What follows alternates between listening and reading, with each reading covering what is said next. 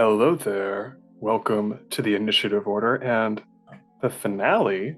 Can't believe it went by so quickly. The finale of our Vampire the Masquerade miniseries, The Auld Towne, a Boston by Night Chronicle, Chapter 5 Sympathy for the Devil. Before we once again, for one final time, live among the creatures of the night, let's meet our wonderful, fantastic, fabulous, delightful coterie, starting with Rachel B. Hi, I'm Rachel Beauregard. I'm a professional actor. You can find me occasionally, sporadically popping up on the initiative order. You can find my personal Instagram at Manic Pixie Tank Girl. You can follow my design Instagram at Bad Duck Design. And I will be playing Roisin Lynch, the only toreador really worth knowing in Boston as far as she's concerned. Once again, for the third time, facts are facts. Next up, Tsai. Hello, I'm Tsai. I'll be playing Aiden Chou, a Tremere whose magic is, for Tremere, not the focal point of his identity, which is odd. But yes, you can find me on Twitter for as long as that lasts, at TSAISU. I also run professional games of Masks, a teenage superhero game, and Avatar Legends for the Avatar the Airbender series on Magpie Games, if you're interested in checking me out there.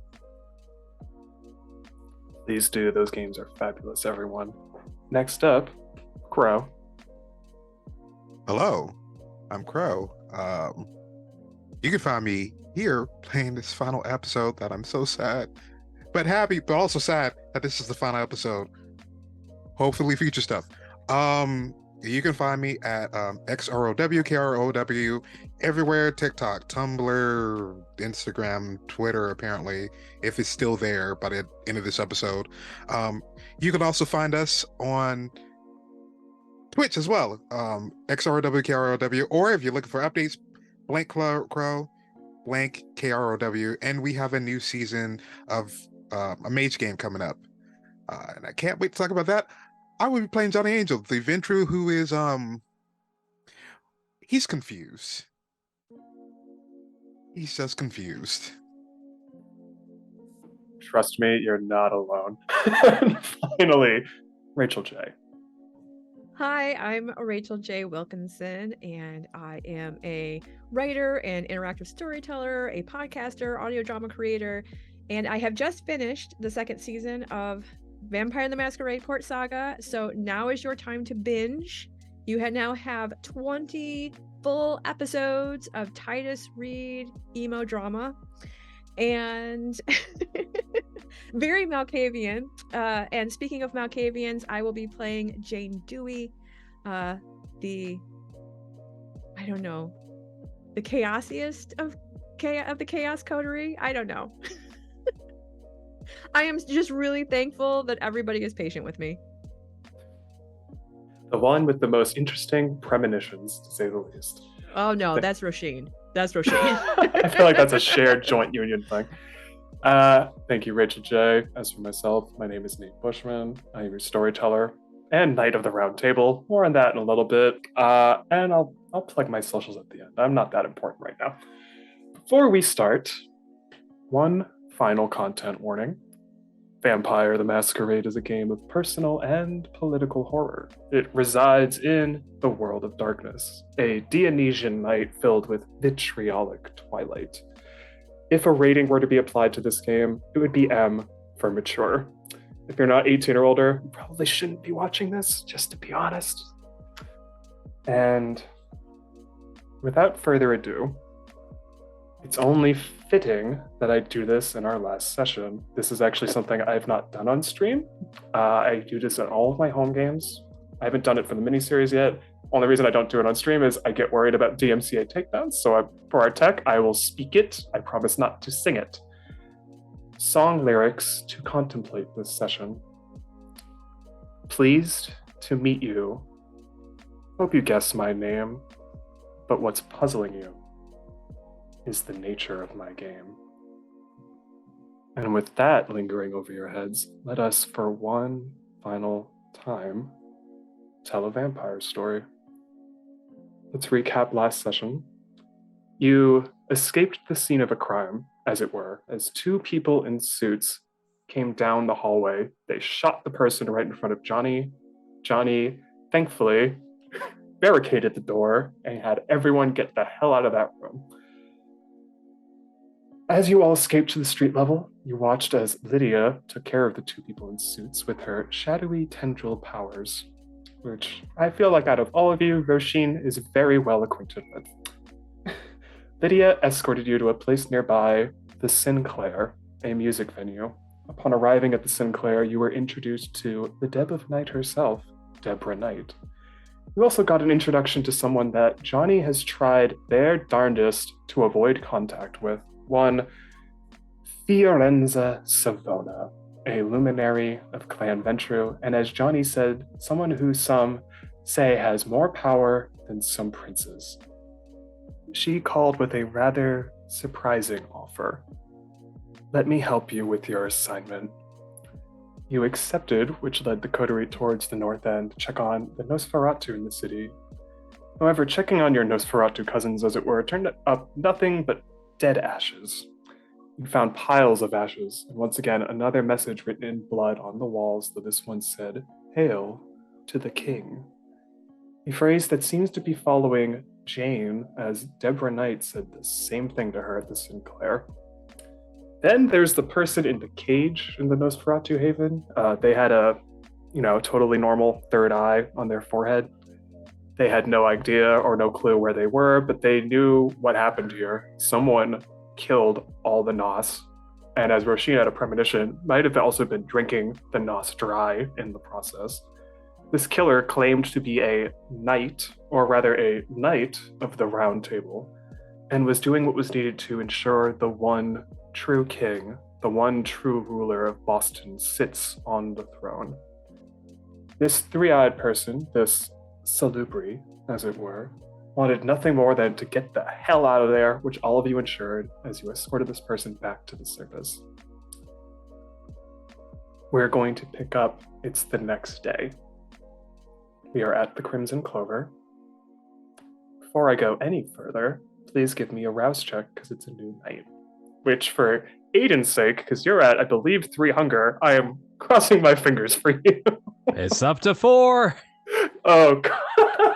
You hear in the back of your mind the deepest sort of growl of unnatural delight as your inner beast just gets more and more happy and ready to come out. What happens if you get an exceptional on your one rouse? Like a 10? Yeah. Oh, it just means you're fine. You succeed. So it doesn't go up. You're good. Everyone, Johnny and Roisin, what'd you get? Yes. Success? Johnny failed. He's up to 3 now. You also hear that little cackle in the back of your mind as you get a bit hungrier. As it's a new night, and as I mentioned also last session when you were checking on the Nos and you found blueprints for a place called the Harvard Art Museum, tonight is a special night. Tonight is Elysium, a vampire soiree, if you will. Chance to mingle with your own kind in safety, or hopefully it's safe, because at the same time when you were at the Nosferatu's Haven, someone clearly was there finding information out about the Harvard Art Museum, so it's pretty certain to suspect that Mr. Scratch, as it were, plans on making an appearance at this soiree.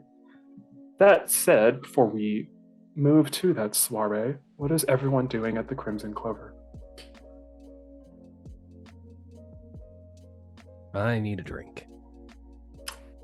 Same. And the Johnny's loud bartender about is it. open. Yeah, the bartender's ready for you when you're ready. The coterie probably just hears Johnny down the hall. All right, put on your best gowns, your best suits. Put on whatever you might have to cut a bitch with. And it's loud too. Like club goers or anyone else who goes to the club knows if Johnny's yelling, something serious is happening. And in fact, some club goers don't even look in his direction because he's probably got on Dawn. He definitely has Dawn up. He has Dawn up. He is moving through this place. He goes to the bar. I need some sort of muscle bro, military, dog man, something with steroids. You know my taste. I can't do the bottle. The bartender, he sees you walk up. Obviously, as you said, you have Daunt up. They don't say a damn word. They're already moving, and they already have a drink out the minute you finish that sentence. It's like, Johnny, it's all set. Just, and they can't even look at you in the eye because they're just utterly terrified because of Daunt is up. It's specified to your taste, I promise. As always. Like, are they? I don't really want to ask, but are they, just preferably just from a workout, fighting? I don't care. I guarantee. Perfect. And he's gonna go up to that person or that gentleman. Yep. They're just chilling right at the bar. The bartender points down, like points a finger as they're not looking at you because Daunt is up. They're right there. It's weird because this club is very fancy. This person's not really in a nice suit. It's almost like this would make Roisin frenzy. Workout gear on in the club, like workout pants, almost like long workout pants. Who let them in? If you said that out loud when you walk in, because I'm going to assume that would be really funny. You look at the bar and you just look at the bartender and he just points at Johnny. He's like, I gotta satisfy the hunger craving. So I let them in. So it's essentially Uber Eats. That's fine. Yeah, it's essentially Uber Eats. Let's be honest.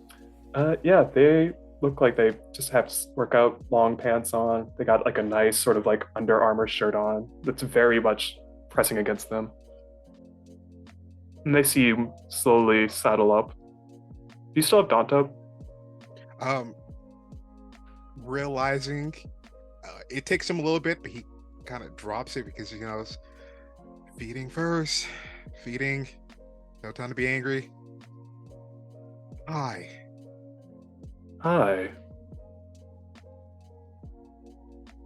Normally I would go through the whole rigmarole, welcome to the club, that sort of thing, but tonight's a bit of an emergency. Oh. Yeah. Well, is there any way I can help you? They give you a very big smile. If any other time, this would be a little bit more fun. But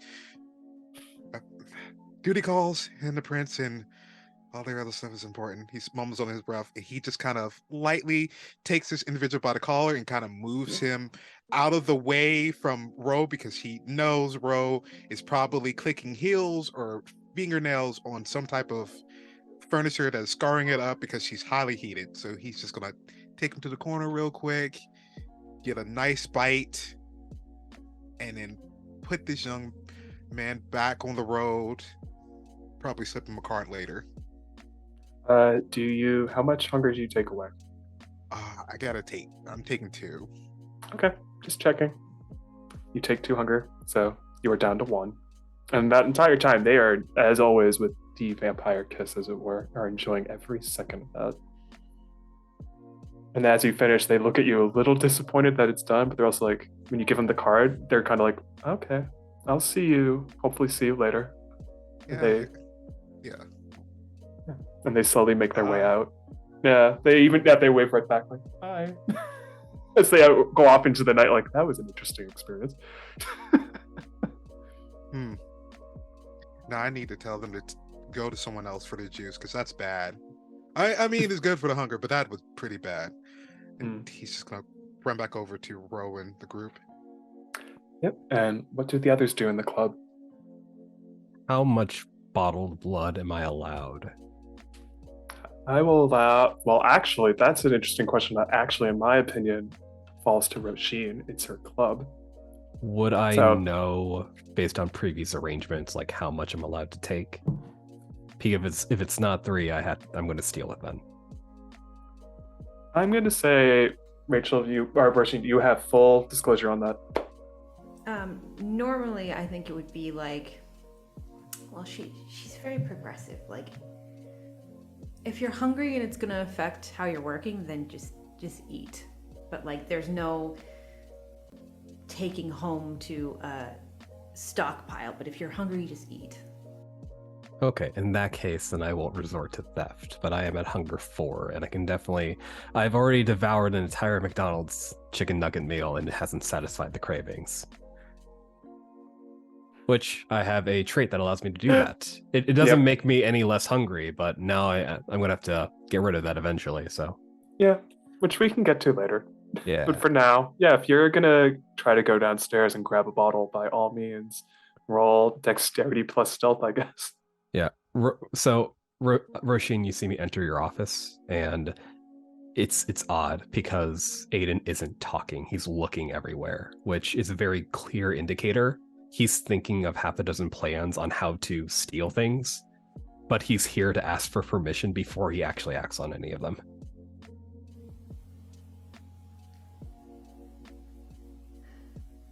Just take whatever you need to function. I do not have it in me to deal with nonsense tonight. So if you're hungry, take what you need. He resists saying thanks, Mom, and he heads down to the basement. No roll is needed. You go downstairs and you grab whatever vintage suits your fancy. Yeah. And I would even say, just because of your particular palette, as it were, because I remember from a few sessions ago, you do find one that's actually labeled as just clean. Nothing in it, no substances. It's actually not a small bottle. It's a pretty large bottle. And I would say off that one bottle, you can go back down to 1. If you so choose, because there's a lot. It's like, best way to describe it, if I had one, it's a giant wine bottle. The Costco brand, gotcha. Yeah, I will go exactly. down to 1. But it tastes delicious for you. Finally, the itching has stopped. At least as much as it was. There's still that little bit you can't get rid of. As for the Jane and Roisin, what are you doing in the club right now? Well, I'm going to be on the other side of the club taking notes on the interaction between Johnny and his hunk of muscle that he was enjoying. So you're just going to see Jane scribbling on her notepad. We're going to have nice long talks. You see that when Johnny turns around, you just see Jane just scribbling, but that also, I would imagine, just gives the most genuine smile. Just smiling.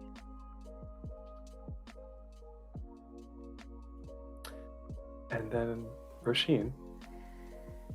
After basically giving permission to Aiden, I'll just step out of the office and like lean up against like the door or the wall, wherever that is, just overlooking what's happening in the club and sending some texts on my phone, just like seeing who's going to be there tonight, if there's anyone like important,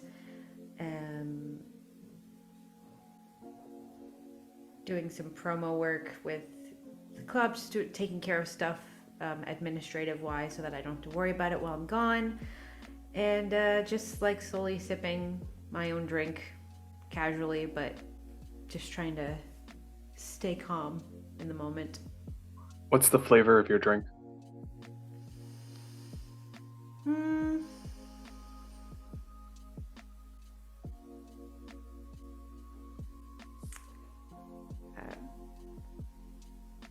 Probably like a famous model of some kind, like no substance or anything, but just like somebody really pretty, something with like floral notes. When you take sips of it, you can even vividly picture the runway that they walked down. Just elegance, grace. I'm trying to calm myself with beauty. Yep, exactly. As you're all doing that, for Johnny specifically, you're in the bar, Jane's across from you, giving you that look of just genuine smile as they take notes. Gregory enters. And it's like he's looking for you. It's like, and he sees you. He's like, boss, and you can't finish a sentence. He just pulls a phone out and it's ringing, and you know that number. It's her. I don't want to talk to her. I got it. Miss Forenza, Johnny, what may I my hear from you? good boy. Progress report on your, such a vulgar term, job. And he just kind of rattles out his notes of what happened last night. And he just goes to a side to his office, but he calls Jane over. Yep. One moment, ma'am. Sorry. This won't take up much of your time. Yes. Jane, I'm Miss Jane Dewey. You spoke to her the other night. She has additional notes from the other night regarding the notes for Ride 2. You might want to ask her if she wants to talk to me before you pass along the phone. You're on speaker. Oh, Miss ma'am. Dewey, a pleasure. Wonderful to hear from you. Are we in a secure location, Mr. Angel? Secure office. No sound can come in or out except for this phone line. Excellent. Miss Dewey, please regale me with your notes from last night.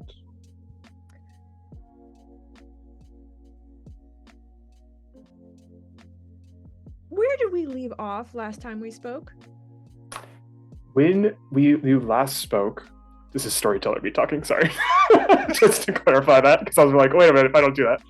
Last time you spoke to her, this was right at the Sinclair after you had checked out Alif's apartment. The last thing you mentioned was Alif was dusted beyond dust, and there were two bodies that were... So the conversation, for my recollection, the phone call happened before we went to the Nosferatu. Yep, she's the one who told you to go check on the Nos. Yep. Yes. Okay. Thank you. All right.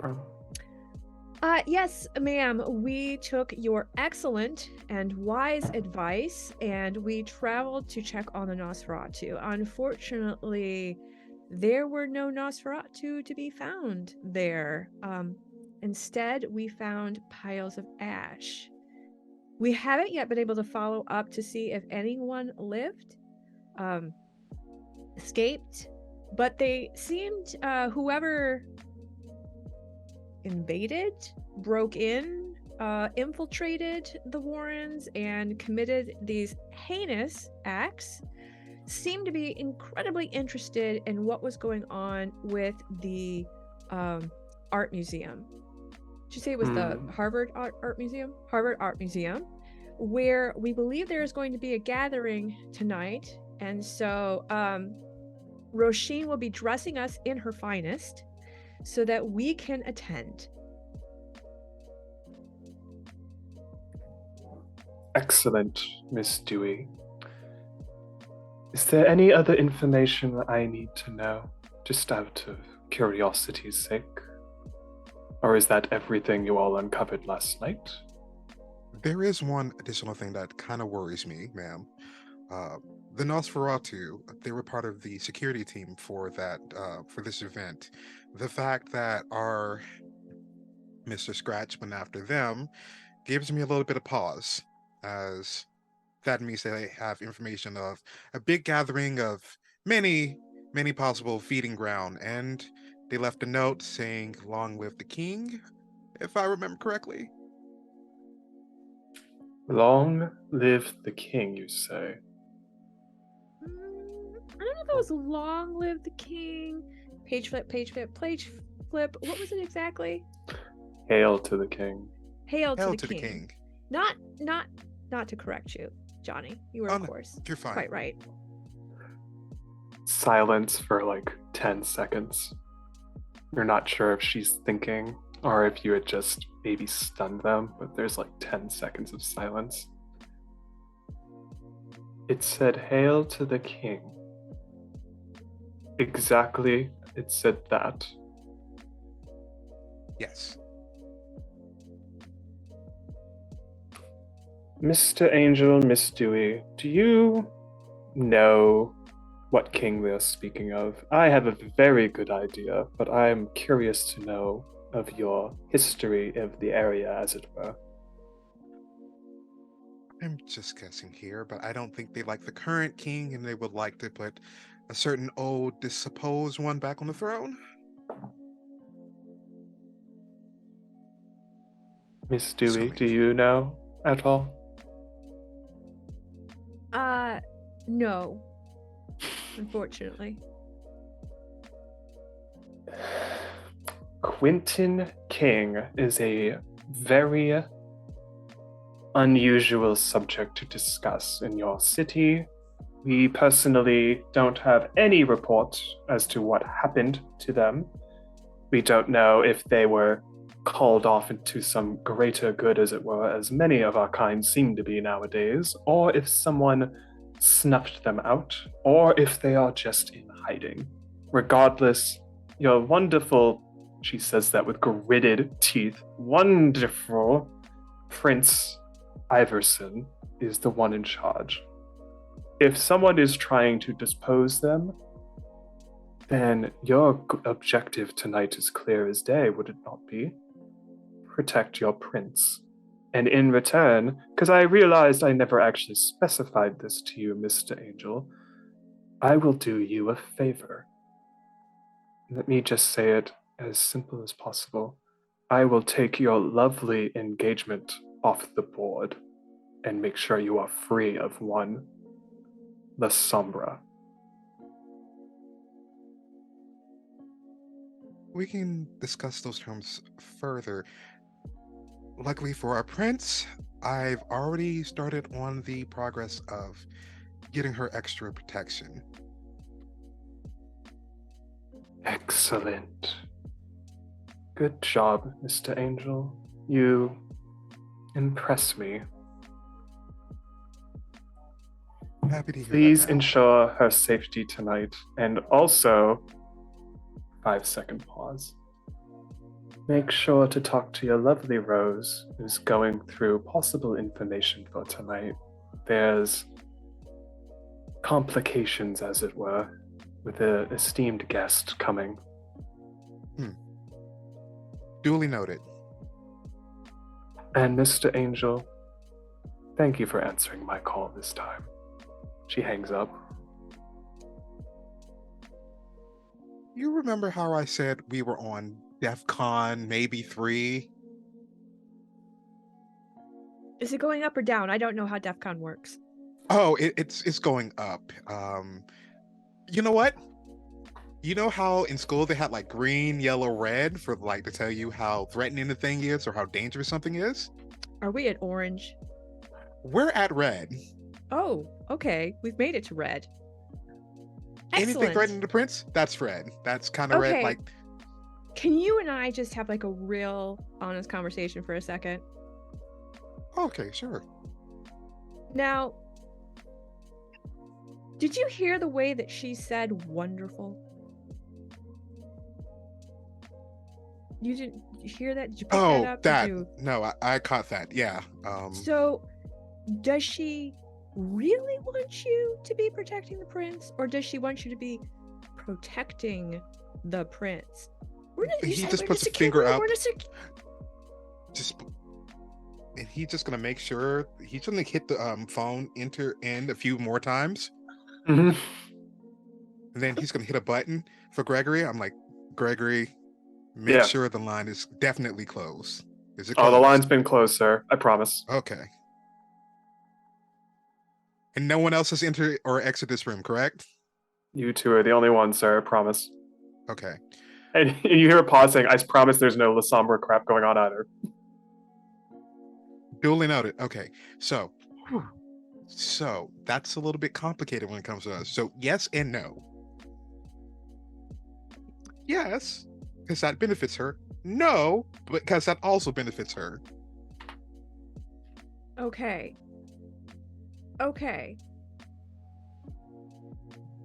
It's I mean, I don't know yes, what know it's like complicated. whatever happens. Like I don't. What is gonna make? What can we do to put you in the best situation by the end of tonight? You want to be honest? Anything that just makes us come out looking like the good guys. Even if we're the ones who are doing the bad things. I was gonna say a little complicated for vampires, but okay. Oh, this this isn't even complicated. This is like the high school stuff before you get to the college level stuff. Can't wait to graduate then. Which, by the way, I have to go talk to our Rose, and he's just gonna swing open the door. Yeah. My lovely Rose, we have an emergency. I know you're upstairs. If you can come to the blue room, that'd be great. We're in the blue room. Great. You hear It's that, not by the way. exciting yet.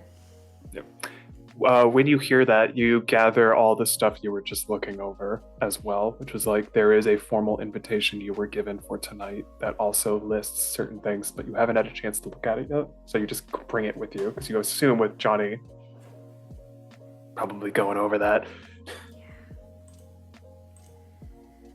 Yeah, so we'll just head down and join them.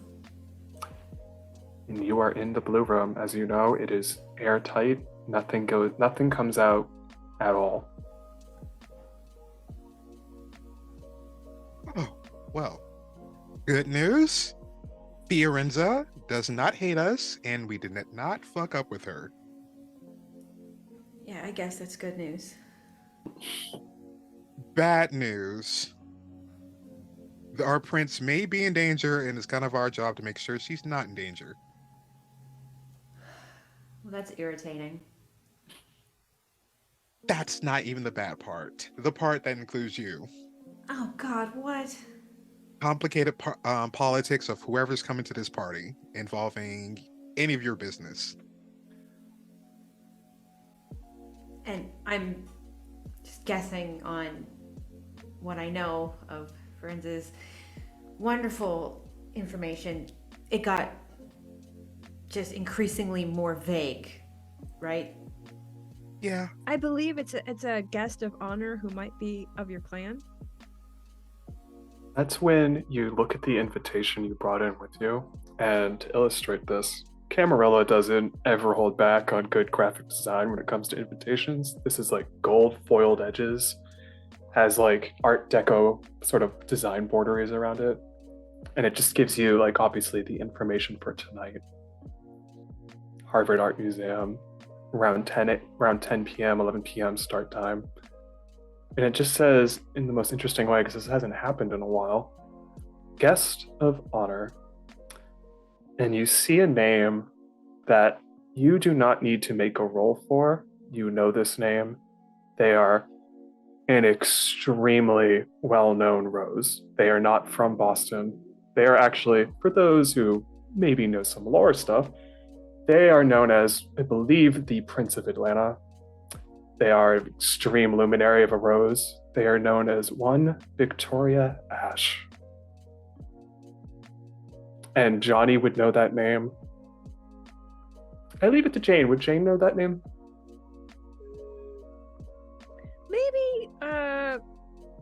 Maybe just in, rumors. That's what I was thinking. Yeah, I was thinking that as well. I feel like even if you're brand new to all this, you have all heard that name. She is, as much as Fiorenza is the luminary for Clan Ventrue, Victoria Ash is one of the most recognizable roses of Clan Toreador in the world. And if she's in town, that is an extreme moment of, okay, there is a party for obvious reasons. Make her feel as welcome as possible. I've just been so caught up in everything we're doing. I'm assuming there's an email or something that I missed letting me know that she was coming. And just based on who I am and my business, I'm assuming she probably doesn't like me. No. Why would you assume that?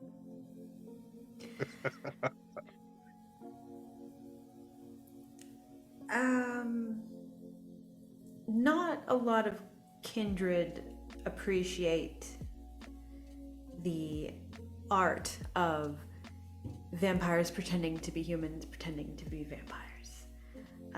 And I'm seen by many people as someone constantly walking the line of Masquerade breach.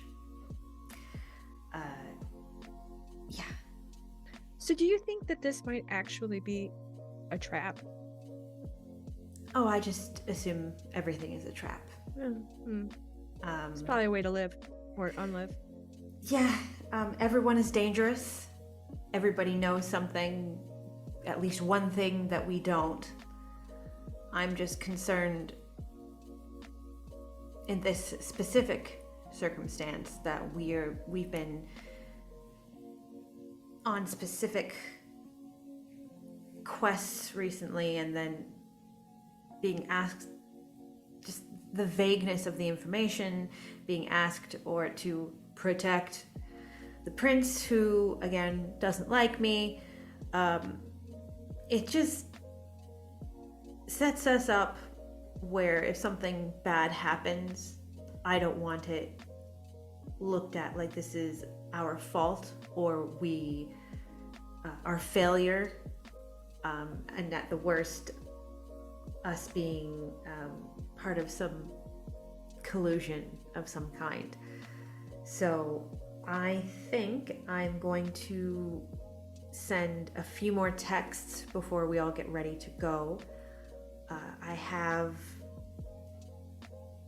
picked out some wardrobe options for everyone. I understand they may not be your taste, but if you do not want to wear the whole outfit, please just try and incorporate some of it into your style. If it's a blazer, if it's some jewelry, please, this is going to reflect on me a little bit, at least in terms of aesthetics. Whatever you want me to wear, I will wear exactly how you want it done. You are very quickly becoming my favorite.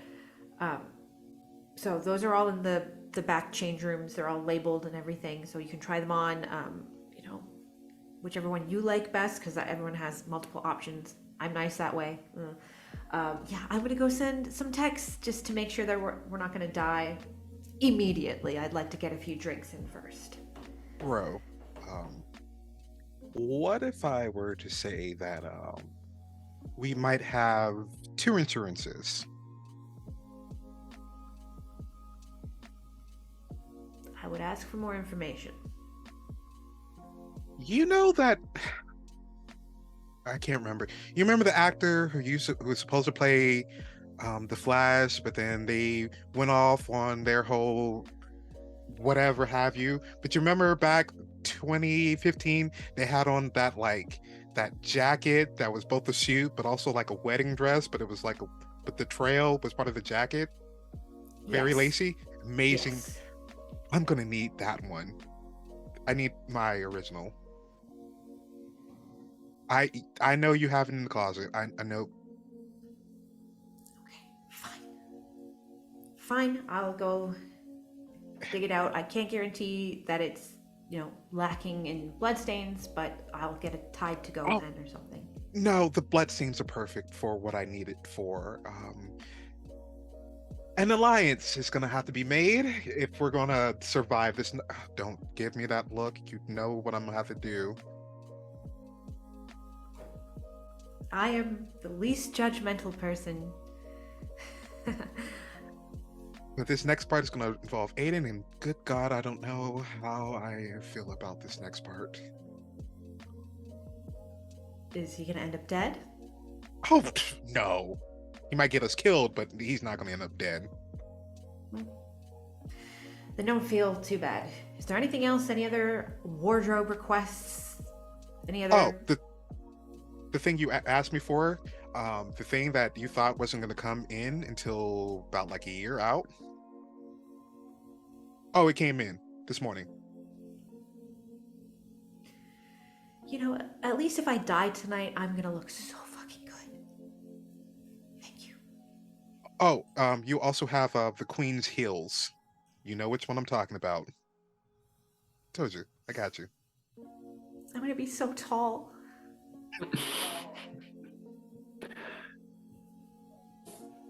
Is there anything else you want to do in the Crimson Clover? I'm going to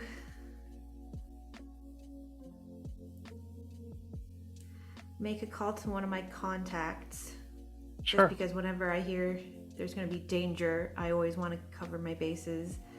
I don't know, maybe he's here in the neighborhood. but I want to reach out to my... I don't think I've called him yet. My SI officer, Sean Lincoln. What's interesting is you're about to call, you actually go to the bar. Surprisingly, they're sitting at the bar. In a very, very appropriate suit for your club. Like, it's like black velvet. This could be a good omen or a very bad omen. So I'm going to just make sure everything's nice and pushed up and just like go over and just like slide up next to him and be like, I was just thinking of you. Hi there. It's been a while, hasn't it? It's been too long. Like, I've been sending you texts and I know you got them. You can't always respond because you have so many responsibilities, but I miss being in your presence. Like, physically, you're finally here. What brings you into my dingy little club this evening? He quickly looks back and forth, just taking in the club. Like, it's busy as usual. He's kind of just looking around the room and like noticing every spot there could be a camera and whatnot. There's a lot of heat in Boston right now. I'm sure you know that. And he's pointing at himself when he says that. I'd be lying if I said I didn't feel the temperature start to increase.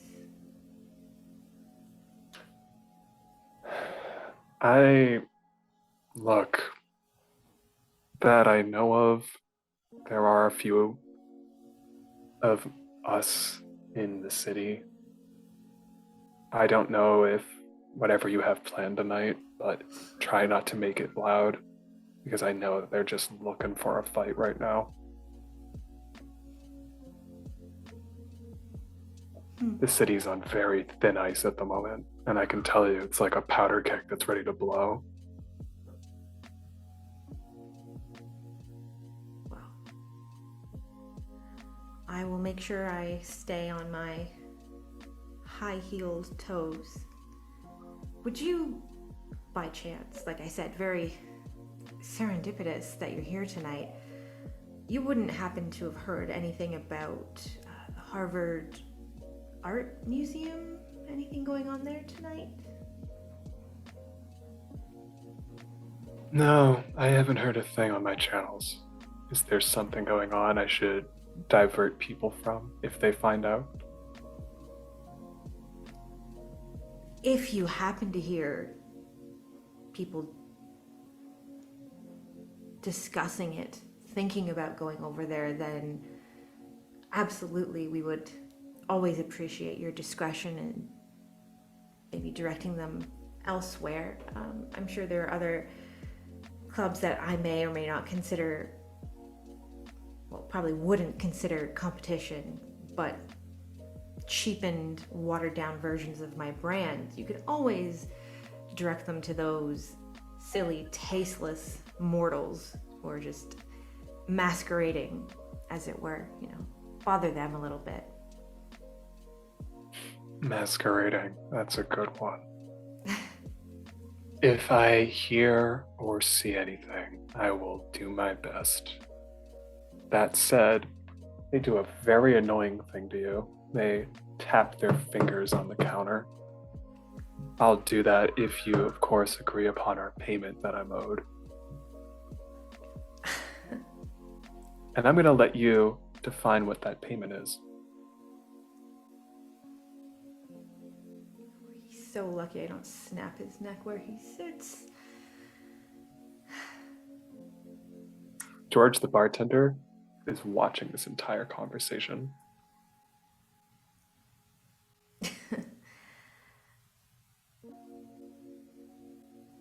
As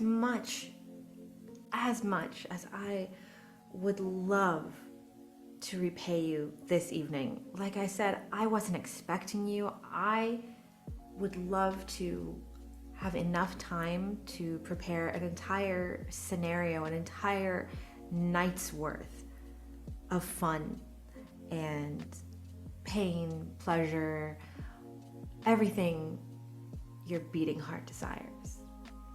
But as I said, I have places to be, business to run, so we could always chalk this up to my tab and actually set up a date where you let me know when you're going to be here so I can set aside a room to make sure that we're not bothered, we don't endanger my life, my business, and your job. He takes a long sip from a drink on the counter. Again, the bartender just doesn't take their eyes off him. They are watching him like a hawk. Fine, I'll agree to your terms for now, but I'm telling you, if there's any noise tonight, I'm not going to be able to stop it.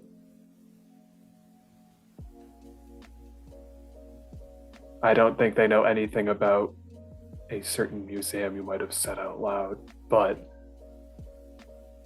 that also doesn't mean that they might not know about it. I haven't heard anything, but that doesn't mean everything. I will keep you informed.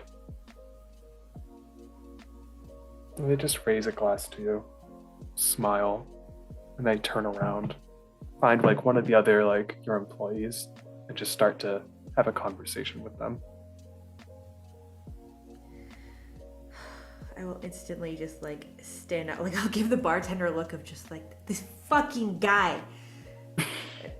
That is, if not the most Boston thing I have heard in this entire game. This fucking guy. Fucking guy. The minute you say that, he also says, yeah, fucking asshole. And that's when he says that and looks at the door and just, his eyes just kind of beam open. And that's when you turn around and look at the door.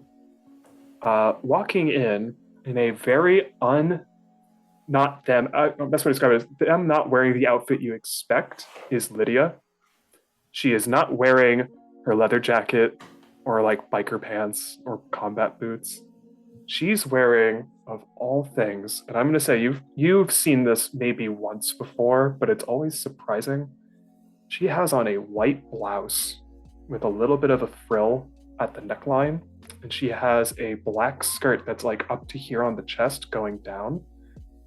Has on black stockings and black heels. It is the best way to describe it. Casual Lolita, almost. It's just this picture perfect, complete 180 opposite of the punk goth person you've known. Instead, they are now dressed very, very fancy. And every time they walk with their heels, they have a slight awkward step because they're just clearly not used to walking in heels, but they just walk towards you. It's like, hi, I'm obviously here to escort you safety-wise. I know Johnny has you covered, but I don't. I figured more hands on deck, the better. Well, tonight is just full of surprises. I will go quickly get changed, make sure everyone's ready, meet you at the door in less than 10. She just gives you a smile and a wink. And then she just waits by the door. And then again, too, her hair is actually curled right now. Like, not fully, but it's like straight and then curls going down. You've seen her maybe do this once, and it's always shocking as hell. Oh boy. Because it's just the moment that you realize, like, oh, tonight is a very big deal. Shit. Yeah. Is there anything else anyone wants to do?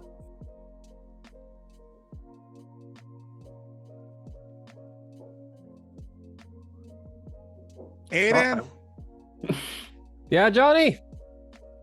come to the blue room. I show up in my best hoodie and boutonniere. I got it from the thrift store. And to me, that's exquisite. But to Roisin, God, I need to do this because this is just too funny. Roisin, I am so sorry, but can you please give me a willpower roll? Roll all your unspent willpower, and I'm going to make this a difficulty of 2. If not, it's not a frenzy. It's just more of it's going to do something. Slap me. It's gonna slap me right across the face. How dare I? Yeah. I'm ready for the dance, Johnny. 3 out of 4 successes. You're fine. You have a moment where, much like Claire last session wearing Ugg boots, just goes, "Oh, okay. And it's just you compose yourself enough to be able to withstand what you are seeing in front of you. What's up? All right. You know what? Not gonna ask about that. However, I'm about to. Okay. So I'm about to give you something I never thought I had to give you, but with the way tonight is going, I don't know. You can even share this with Jane as well, but this is. I feel like you both can probably do it, but 2 things. Number 1, I'm giving you access to the security room. Does You this and mean Jane. do we get earpieces? He puts out 2 earpieces and slides it over. Yes! Finally! Jane will high then- five Aiden. 2 High platinum five. stars on top of the earpieces. Ooh, platinum stars. Nice. We got an upgrade. And he's just gonna put his hands on top of it. I need you 2 to know how serious tonight is. Folks can die. When But you it say won't be us. folks, do you mean us folks or normal Oh, folks? yes. Oh, all folks. I see you mean business because you bribed me to behave, and I don't want to lose the earpiece now that I have it. You think this is a bribe? No, this is what's the best way to put it? In case things go bad, you're gonna need all of this. Okay. You What's the Direct issue? line to my security team. Okay. Someone is possibly after the prince. Krow has her own political stuff she got to deal with, and I have my own political stuff I got to deal with. So if things go shit creek, I can't promise that either one of us are going to be able to come to your rescue. Well, maybe this time the baby bats have to come to yours. Let's hope it doesn't even come to that. Guns are in the case. Do not get the big ones, get the small ones. I'm already texting their security team telling them that you 2 are part of our security detail.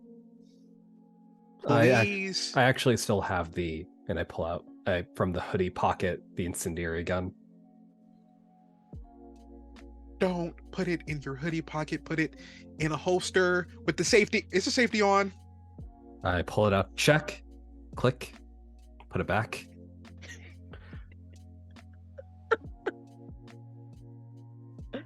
It's fine. Everything's gonna be fine. It's gonna be fine.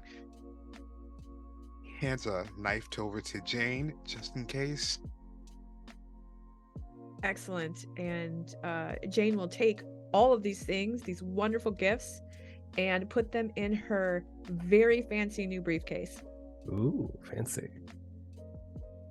Let me remind you that, like before, when you were dealing with the two of us, that was just us being nice. Everything outside of here is strictly almost Camarilla sinisterness. Like, one of them might even eat you without you even noticing it. I get Got it, it. Johnny. That's why I try not to do anything with the Camarilla. I get how dangerous it is. You Which live in reminds me, Boston? do we have to go? Yes, you have to go. Unfortunately, Okay, but if we get through tonight, Aiden and our tabs for the whole business before are settled, right? 1 second. Run that up the chain, friend. Bro, I'm very putting on the last bits of my outfit. What? What could what? if they get through tonight, I'll pay their tab off. For what? The drinks? What are they? What tab? The tab.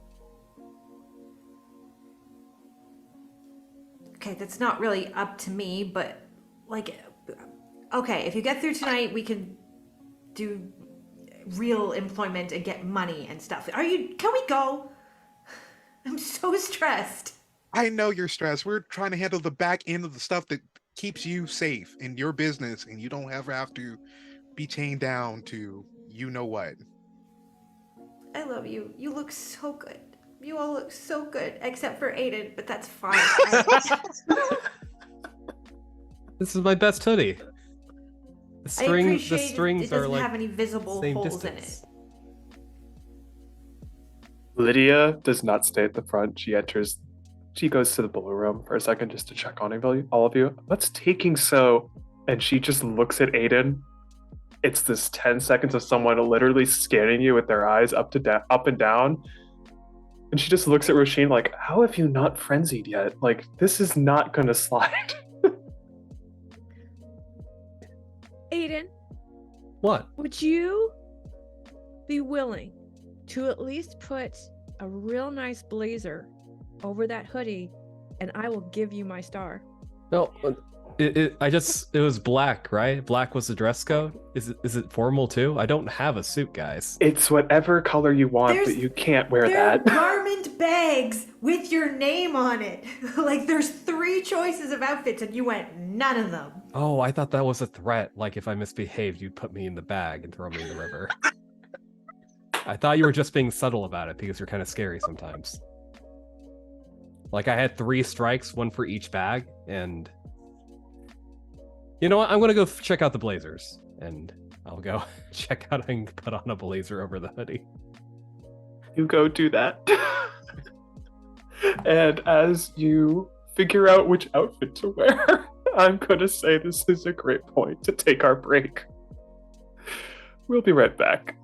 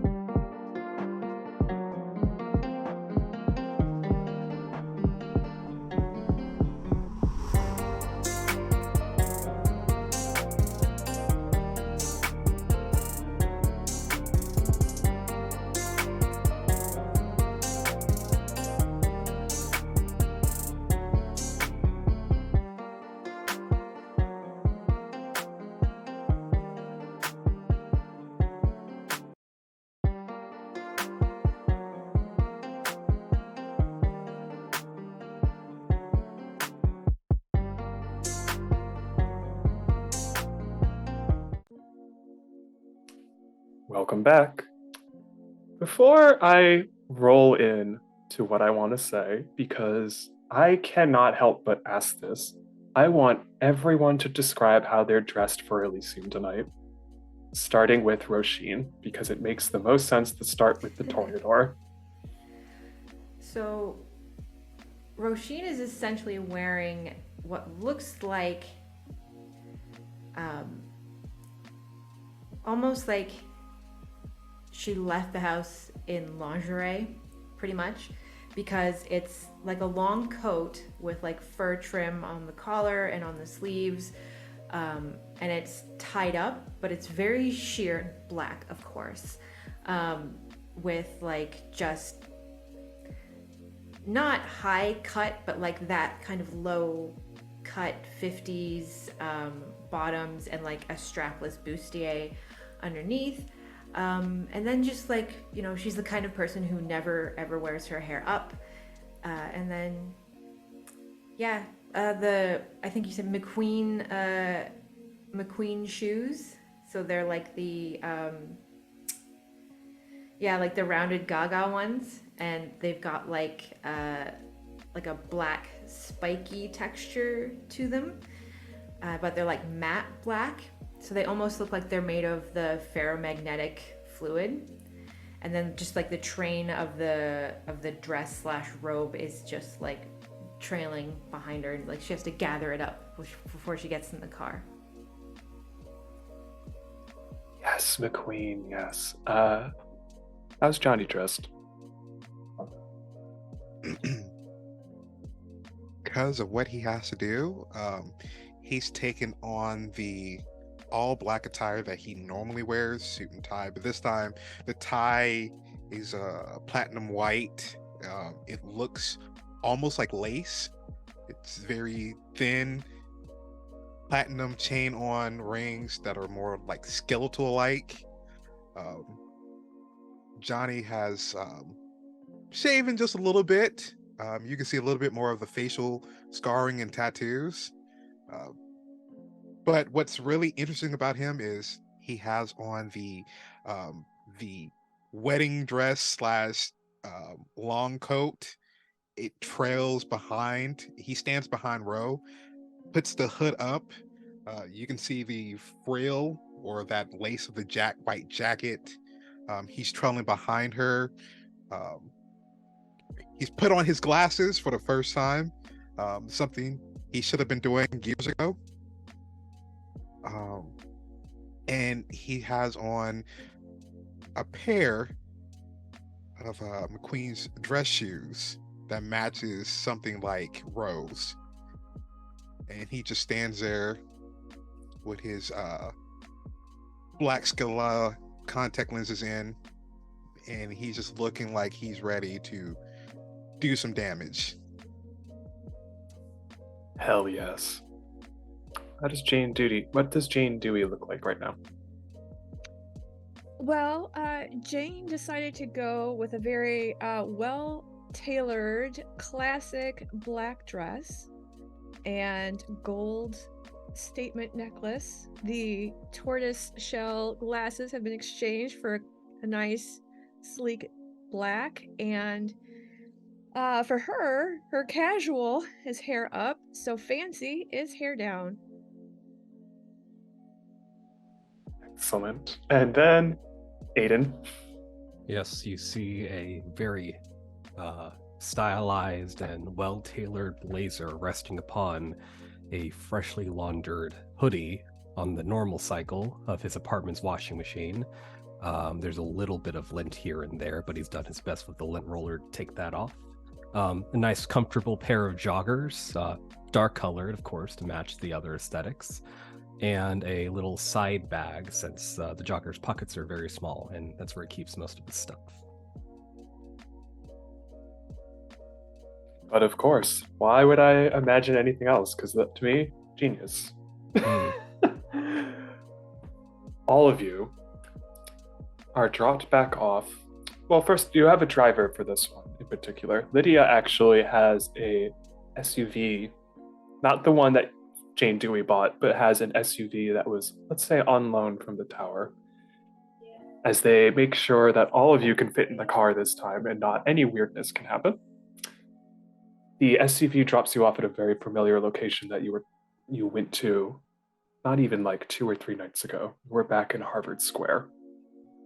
And before you is that piece of history that is Harvard University. Again, it is an institution of learning, of science, of law, and of art.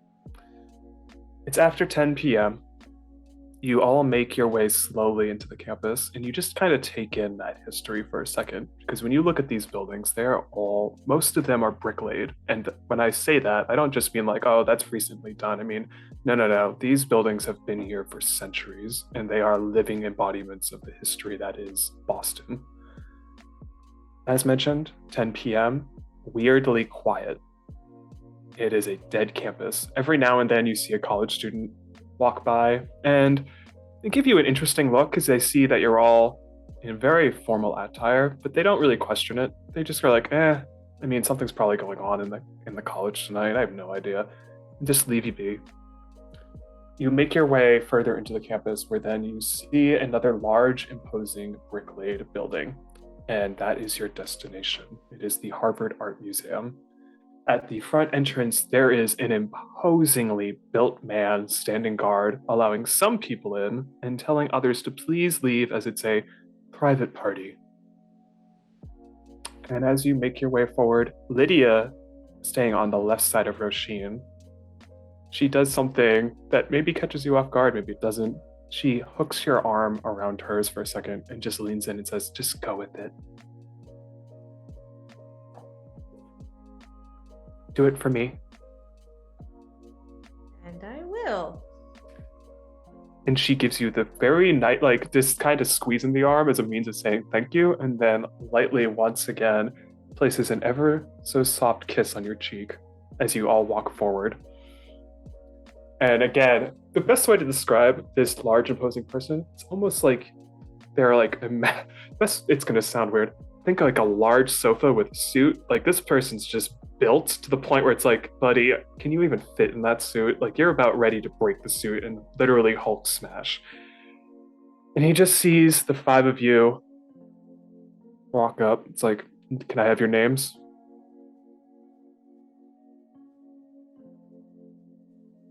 And Lydia just looks at him. It's like, I believe the Cook party is here. Miss Cook, apologies, didn't recognize you in your outfit. I assume this is not your first time at Elysium? He's looking at Roisin, Johnny, definitely looking at Aiden and Jane. Does it look like it's our first time? You serious? Touché. Before you go in, let me lay down the ground rules. This is a sanctified zone. No funny business, no fuckery. Don't try putting powers on others. Don't try to hurt anyone. Any sort of silliness, I guarantee you will not walk out of that building. That said, enjoy your evening. Have a nice drink. And he opens the door.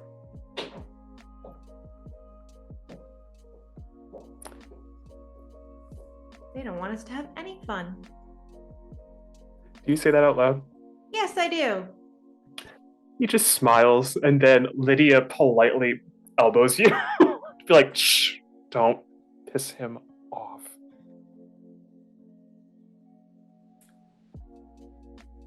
As you enter, because it's me, I have fun facts for you. Some fun facts about the Harvard Art Museum. Much like any other museum, a collection of art and artifacts throughout the ages. However, what separates the Harvard Art Museum from other institutes is something rather unusual. Pigments. The museum houses the Forbes Pigment Collection, an assemblage of more than 2,700 pigments. It's the world's largest collection of colors that have been preserved and archived for use in the museum, whether it's for display purposes or research. And fun fact too, some of those pigments are extremely deadly and are not allowed to be open because of that. They can be poisonous to touch and smell. Upon entering the museum, you all take the view in front of you. There are at least 24 people mingling about. When you look up, you notice there are 4 floors. On the second floor, a figure looks down at the crowd, crossing left to right, a glass in hand. You know clear as day who that is. That's the prince. And almost as if they saw you all walk in, walking towards you with a drink in hand and a smile that is as fake as can be, is Zoe. You all made it. Always a pleasure to see you all dressed in your finest attire. And then she looks at Aiden and has a moment where she's like, you know, the fact that you wore the blazer, A for effort. And just does not look at you again after that. He has an aesthetic, and he's sticking to it. I'm thankful that he was not rejected out of the room. That's all I'm going to say. And immediately upon talking to all of you, there is immediately a server with 5 drinks on a tray. It's like, refreshments. Oh, thanks. Thank you. I don't suppose anybody, splurged and got something fresher for those of us with more fine palates. The server just looks at you as like, I've been expecting your party for a bit. These drinks are catered to your particular tastes. You have my word on that. I will take it, but I will not drink it. Does Johnny take his? He's just gonna politely decline. Just hold out a hand. For Aiden and Jane, if you take a sip, do you take a sip? Oh, she's gonna shoot it back like a shot. Nervously, amazing. small sipping is not For used to Aiden, large this events. is the most pure, unaltered, unmessed with blood you've ever had in your life. It's cleaner than anything you've gotten out of a blood bag and out of any sort of medical facility or bottle. It's just perfectly exactly what you want and prefer. Ooh, this is good. Where'd you get this? The server just looks at you, gives you a wink and says, secrets, and then walks away. As for Jane, this is going to sound strange. This taste kind of makes you think about your favorite place to be, which is doing research in the library. It just feels so relaxing and cozy for you that you could just curl up with a book while sipping it. Even though you shot at it, doesn't matter. It still gives that same feeling. But it's like, oh, It's cozy. it's cozy. Yeah. Lydia takes her drink and just does the same thing you did, just shot glasses it. It's like, I miss good rum. God damn. Sometimes being us sucks. Zoe just looks at all of you. It's like, well, just be on your best tonight. It doesn't just reflect on you. And she gives you a smile. And she very much looks at Roisin like, knowingly, and then walks away. For context for Zoe, once again, white outfit, not a dress. She is wearing white pants, white sort of almost blouse, that's very more formal, like a button-up shirt with a very pronounced collar.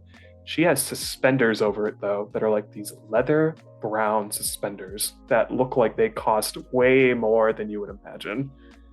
And of all things, her hair is done up in a very 50s pinup with a white fedora. And she just walks off, and then just walks off, being the rose that she is, and finds another person to talk to. It's at that moment another server comes by, just wants to make sure you're fed. You start realizing there are servers everywhere, moving very hurriedly through the crowd, because when you think about it, the last thing anyone who maybe isn't a vampire would want to be in that space if there's a bunch of hungry vampires. But yeah, Zoe has left you. She just gives you this look back to all of you, it's like, good job. And then walks away. Jane's going to pay attention to where she walks and to whom she walks next. She proceeds to walk next to someone who is dressed in a business suit. It's like a nice pinstripe black suit. They have very slicked back hair, very like, best way I can describe it is almost like a slicked back 60s look. If you want, you know what? Let's do that. Give me intelligence plus politics. Okay. Difficulty 1. Or actually wrong, difficulty 2. Not gonna be that generous. It's like, that's too easy.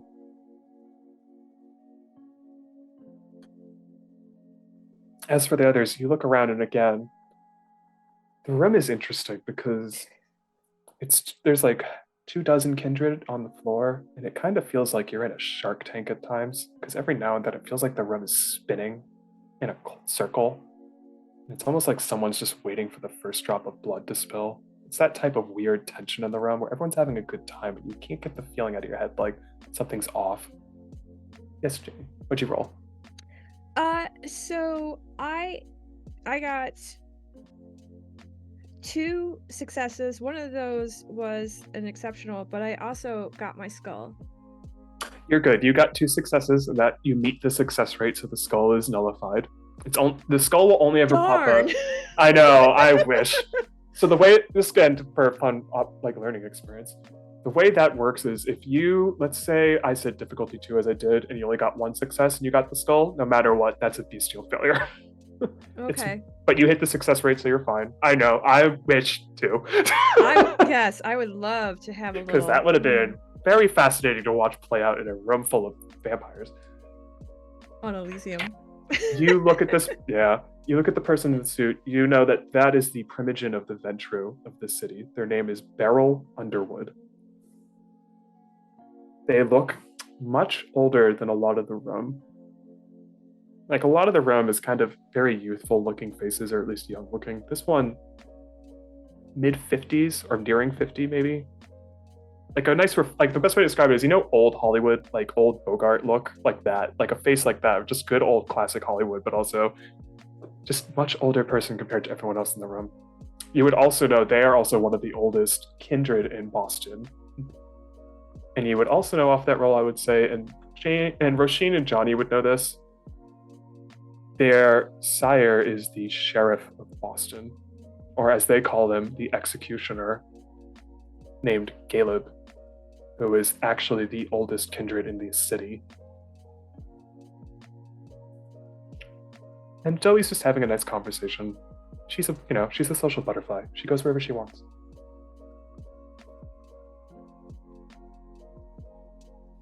And as I said, the room again, it's this weird feeling like the room's circling the space, just like a weird fish tank almost.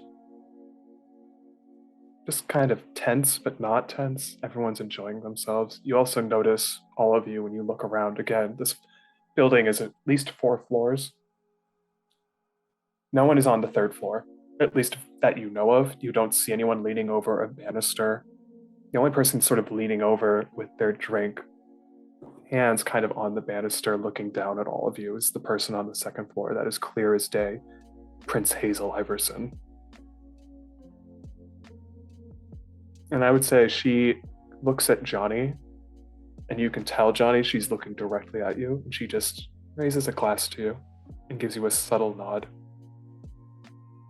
And then she turns around and kind of disappears.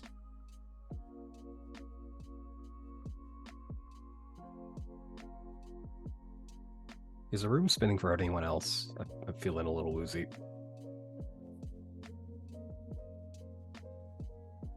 Pace yourself with the drinks. Ooh. Are we just waiting for the shoe to drop? Is that what it's coming down to? Like, we know something's going down, right? I was just gonna ask, is this a time when maybe we should give a status report to the prince so we can at least get into her vicinity? Yes. 2 things. You remember that name, that King?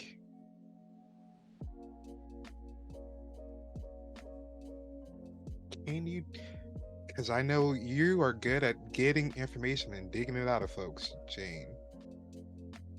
Can Sure. you get some information on if that person is still around or not? And if they are still around, are they helping orchestrate all this?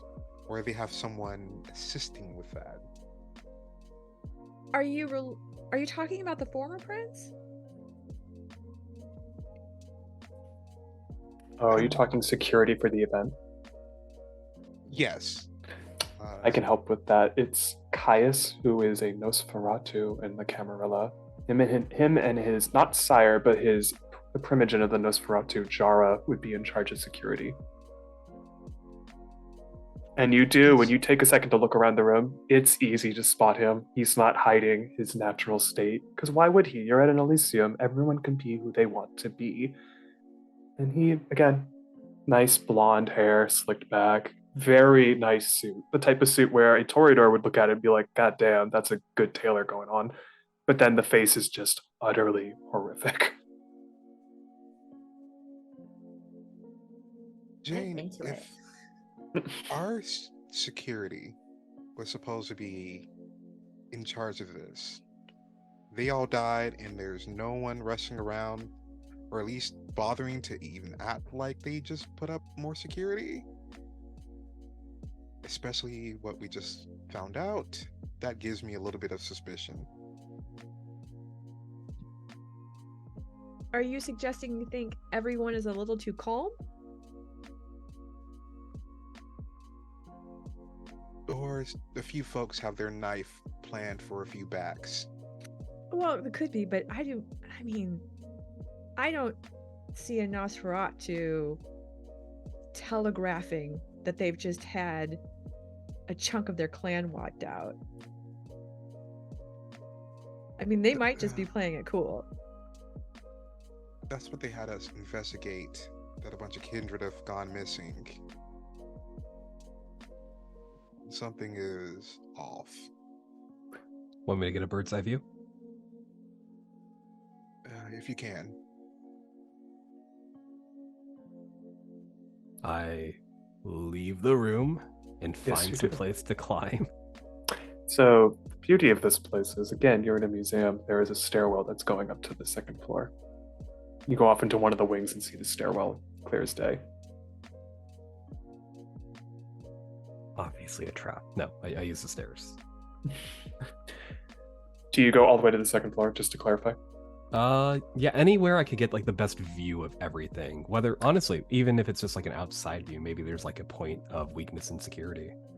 You go up to the second floor specifically, and you get let off on the second floor, and you take a second to just look out. There's no one really else up here except the prince, who you can see clear as day off in the opposite direction. Her bodyguard, Delson, is with her at all times. And you also notice on the opposite side, there is someone in a very nice suit opposite, watching the wing, as it were, to another art wing. And there's someone near Delson who's also standing at attention as a guard of sorts in a suit. Hmm. And the prince has not noticed that you're on the second floor. I'm gonna slowly back away before that happens. Yeah. Don't want to get caught in a one-on-one with the prince. Sounds like a bad idea. For Johnny, you're all down there, and then eventually you feel someone slide their arm around yours. It's like, hello, Johnny baby. And it's Eric, who is dressed in a very, very nice black suede blazer with like a V-neck shirt underneath with black velvet pants. It's like, nice to see that you came, buddy. You look wonderful.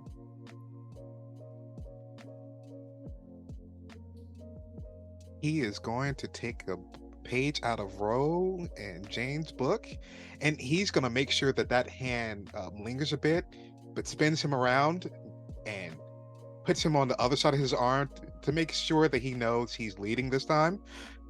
Eric, Oh. Hi. it is so good to see you. In fact, I was looking for you.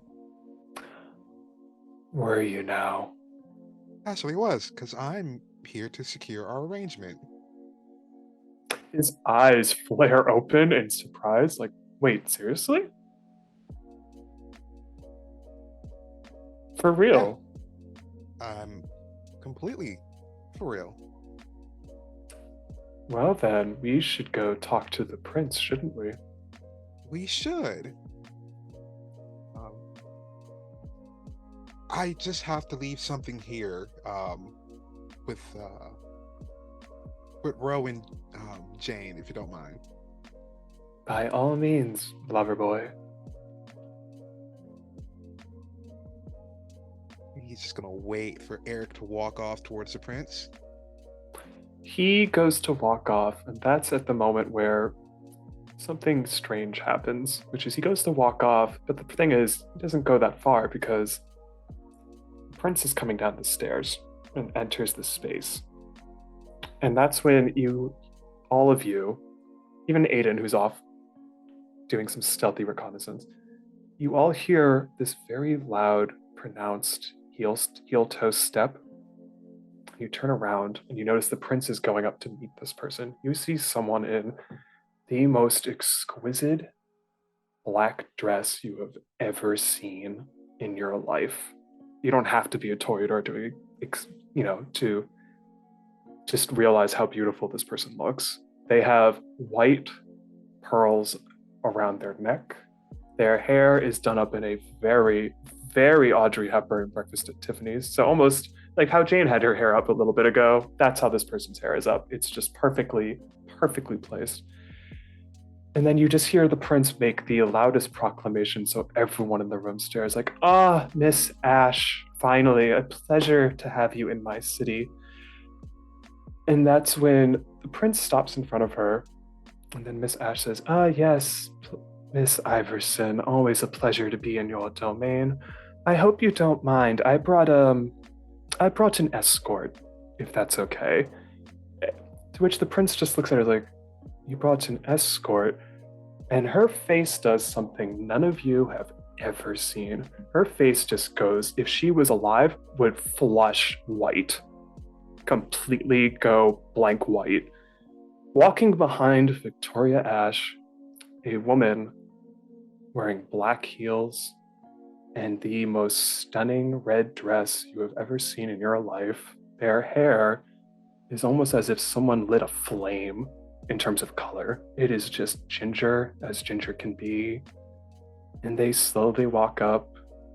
They give the most polite smile that clear as day is fake as fuck.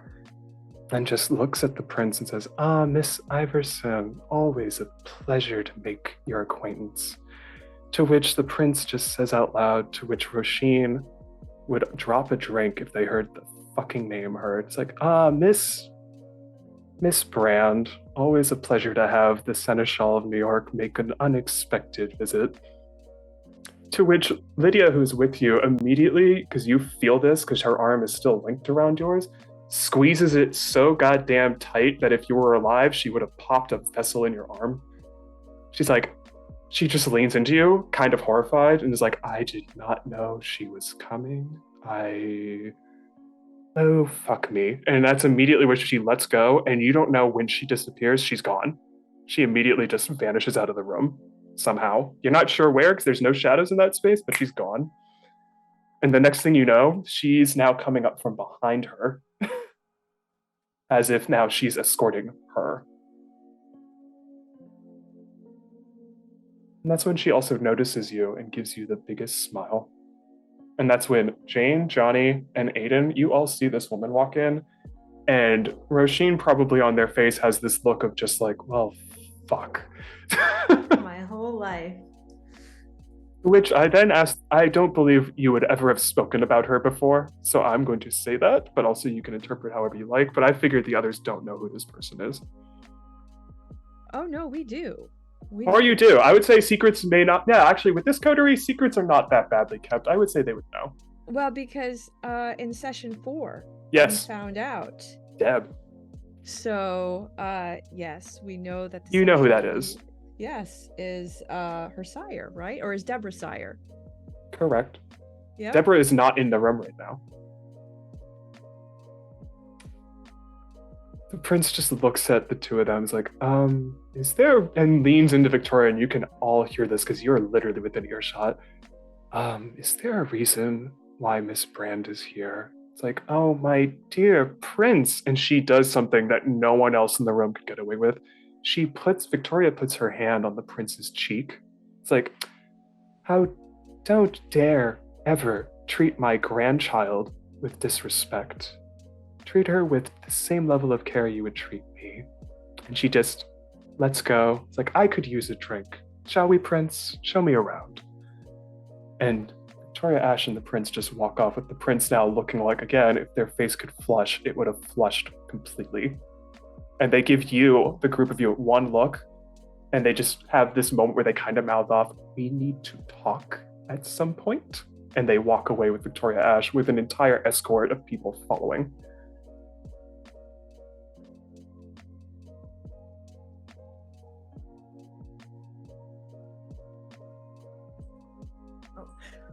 What a time to lose your tech.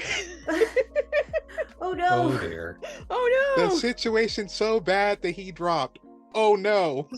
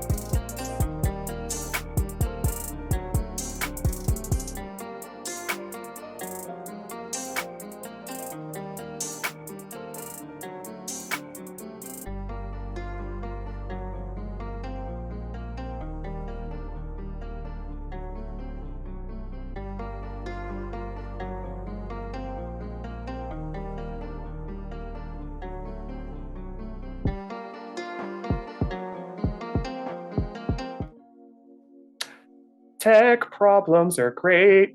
We're back. Sorry about that, everyone. Sometimes it happens. The princes walked off with Victoria Ash. Walking towards Roisin, Jane, and Johnny is someone by the name of Dinah Brand, who Roisin is very well acquainted with, whether they like that or not. As they walk over, Lydia is now approaching their right side, and they subtly turn their head and notice Lydia. They're like, my favorite Lissombra, how are you this evening? It's like, I'm good, Dinah. How are you? It's been a while. It's like, yes, it has been a while. You look, as always, stunning. It's like, and she doesn't say anything. She just nods ever so briefly. And then Dinah walks straight up to you, Roisin. It's like, Miss Lynch, one of my favorite roses. A pleasure. And extends her hand out. Like in a handshake way? In a handshake way. Okay, I'll reach out and take her hand. Like, I'm not gonna shake it. I feel like that would be very, like, I'll just kind of like I'll put my hand over her hand. Like, I am honored, if not shocked, that you would say something so flattering. You look so good. You've done something like with your look? Have you changed your diet? You just look so alive, strangely enough. Diet, that is a great joke, my dear, as I always look stunning. She does an actual, almost if she could, like a hair flip moment. And you, my dear, you always make us Toreadors look the best that we can. I do try to live up to my clan, whether it's myself or those with whom I surround myself. So, have you met my... For Jane and Johnny, the person you see before you, they have on sort of a red lace, almost applique look at the top. And then from down there, it's just the most stunning red dress that goes about to like kneecap length. Their hair, again, it's perfectly done in a bun. It's extremely red. Like, it's as fucking red as you could get. They have the most perfectly placed lipstick. Their nails are perfect. And they just give you the most genuine smile as they extend a hand to both of you and says, my pleasure to meet you both. Dinah Brand, I'm the Seneschal of New York. Pleasure to meet you. I'm Miss Jane Dewey. She gives you a very big smile, and she leans into you and whispers this ever so quietly. Lydia has mentioned your name before. Pleasure to meet you. I hope it's all good things.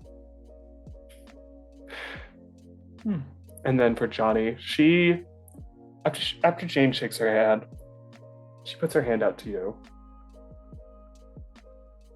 He's going to do the same thing. It's a pleasure to finally meet you in person.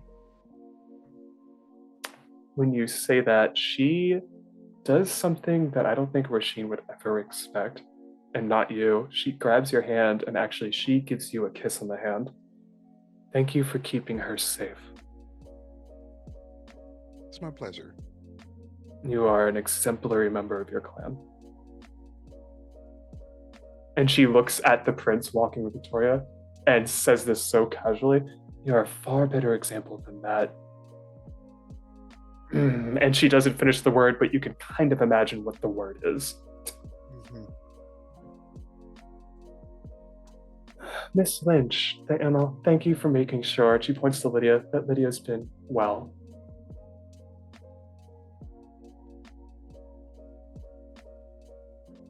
You know, watching after her and such. She's such a wonderful troublemaker at times. And she says that with a laugh that doesn't sound fake. She's trying to make an awful joke.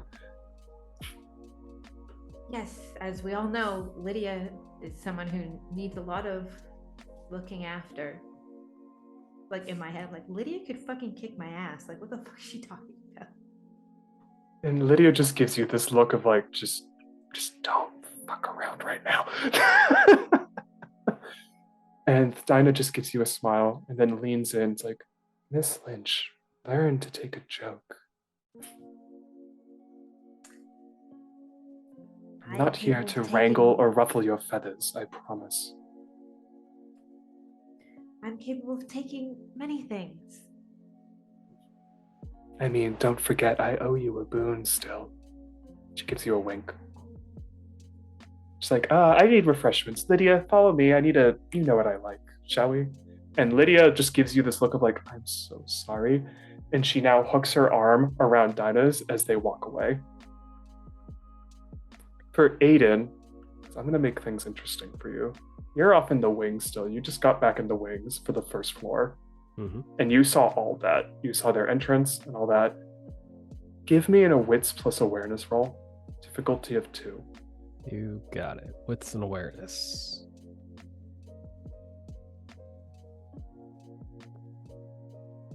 That is 3 successes. You're not sure where it's coming from. You can hear it. You're not sure if it's in the crowd. You're not sure if it's behind you, if it's above you. You hear a whistle of a tune that has haunted Roisin and Jane in premonitions. That sounds like, don't worry, be happy. I'm going to look behind me and above me just to make sure it's not that obvious, and then I will radio in. Okay. You don't hear or see anyone other than the crowd in front of you on the first floor that's all mingling amongst one another. Coterie, this is Alley Cat. We might have an issue. I'm hearing that none of you are whistling Don't Worry, Be Happy, right? Get whistle. Right. I'm hearing something and I'm pretty sure it's coming from someone. I just don't know where. Nate, can I do heightened senses? Yes, you Yeah, may. I was gonna do the same. You can both do that. It's free of charge. I'm going to say, though, give me wits plus awareness. And because you have that activated, I will lower the difficulty. It'll just be, I just want to see you get 1 success. And then for Johnny, just for context, Eric is still with you. He does look nice. It's the first time you would genuinely probably look at him and be like, you actually do look rather good tonight. Though you're still an asshole. Yeah, though he's still an asshole. I will say for you, 2 successes? Sweet. 4. I will say for Johnny, ooh, even better. I love that. I have 2 successes, and then I got a 1 and a 3 on my hunger dice. You're safe. God damn it. I should have made that 3 successes to make that more interesting.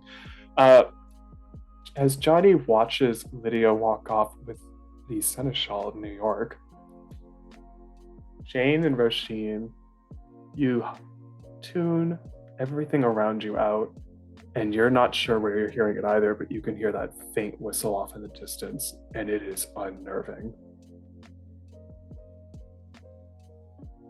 Okay. And you look up. Yeah, you look up, you look down, you look left, right. We can hear it too.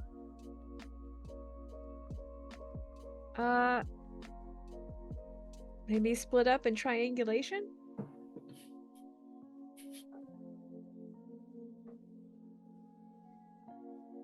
I think splitting up the party would be excuse me, advisable regardless, just to make sure, we can't be all taken out with one strike of whatever. Try to find people who are somewhat within your clan or clan adjacent, strike up some small talk just so we don't look like we're doing what we are doing. And I would like to go over and I don't know if I know him personally or socially, but I want to head over to, I think you said Caius was the Nosferatu. The Nosferatu, yep. I'm gonna go over and maybe flirt with him a little bit and see who looks what. By all means. Anyone else want to do anything just so I can keep coordination of this? Is our Malkavian Primogen here? He's here. You easily can identify him. Again, it's that old Harvard professor look that is just easy to spot no matter where they're put. That's where Jane's gonna head then. Yeah, even with the elbow patches on the blazer. And then Aiden's Johnny, Eric has their arm looped around you again, just so you know. And then for Aiden, where do you go? Aiden is just kind of assessing, like, this is a kind of a normal job. He's taking stock of the security measurements. I mean, from what he's been told about the process diablerie, correct? Yep. You kind of take on some of the aspects of the people that you consume. So if they consumed a huge amount of Nosferatu, they may be quite adept with electronics. So maybe the speaker system's in play. So I'm going to inspect different systems, fire, speaker, anything technological that might give us an edge later or give us more information now. Wits plus technology. Difficulty. It's funny, I've never said this as a storyteller in any game. Picking the difficulty, a lot more challenging than it looks. Difficulty of 3. 3. Sometimes you want to say a much higher number, and then you're like, is that fair? Do I need to be fair? I It's got like, 3 successes. There you go. What specifically tech-wise were you looking for again? Apologies. Speaker system, fire alarm system. You see it clear as day. Every single wing would have one in this building. You also know, because of the fire alarm system, there are also water sprinklers on the ceiling. At least in some of the rooms, not the rooms with paintings. Anything that has a painting in it, they have disabled or gotten rid of all those ones, but the ones that are just like the sculptures, for some reason those were left. Not sure if it's just a weird old building thing where it's like, well, we don't want to mess with electrical because who wants to mess with old electrical? But that is there. You also notice there are speakers here and there too in the rooms in case someone has something that needs to be said out loud, or if it's like, come to this room to exhibit this lovely piece of art. And the whistling's not coming from any of the speakers, though. It's not coming from any of the speakers. Okay, rule that out. For Johnny, Eric, he's just enjoying your company for once. He's not being an ass. He's like, I would like to talk to the prince. However, if Miss Ash is already here, we might have to wait a bit. Possibly. Or she might possibly be entertained. Who knows? I mean, she did just go through her own wedding about a year or 2 ago. Oh, Let's everyone not loves tempt the red fate. wedding? Yes, actually, yes. Very interesting to learn all about that. It's not a normal thing we see in our kind. The things that politics is a dirty business, and he laughs, even though I think you know that better than anyone. For the others, whereabouts do you go again? For Roisin and Jane, do you stay in the same area as Johnny, or are you now triangulating?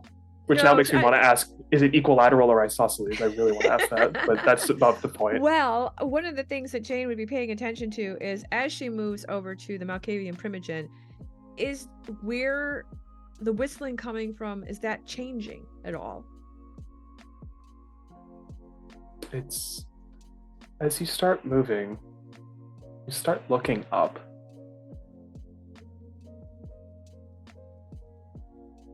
Keep in mind, the prince is not on the second floor. They are on the first floor with Miss Ash as they're slowly going around the room making introductions. And where's Aiden again? Roaming around the second floor away from people so we can inspect. I would say at this point you are on the second floor. Yeah. And when you do get to the second floor, her security detail are not there. They are with the prince. The upstairs is completely vacant. At least on the second floor, you don't see anyone in that open area that looks down. Well, over our radio, I would at least say to Aiden, I think it might be coming from above, so stay sharp. Copy that. I see the ceiling. I don't see anything. Give me another wits and awareness roll. You got it. If that I'm not going to tell the difficulty on this. I just want to know what you get. Gotcha. This sounds important, so I'm going to spend a willpower when I already have 2 successes. Willpower. Roisin again. Lydia is walking with Dinah, and she keeps every now and then looking back at you, just kind of like, I had no fucking clue she was coming to this. 3 successes. You hear it now more clearly as you're on the second floor, and it very clear as day sounds like it's coming from the floor above you. Third floor or higher, but definitely above.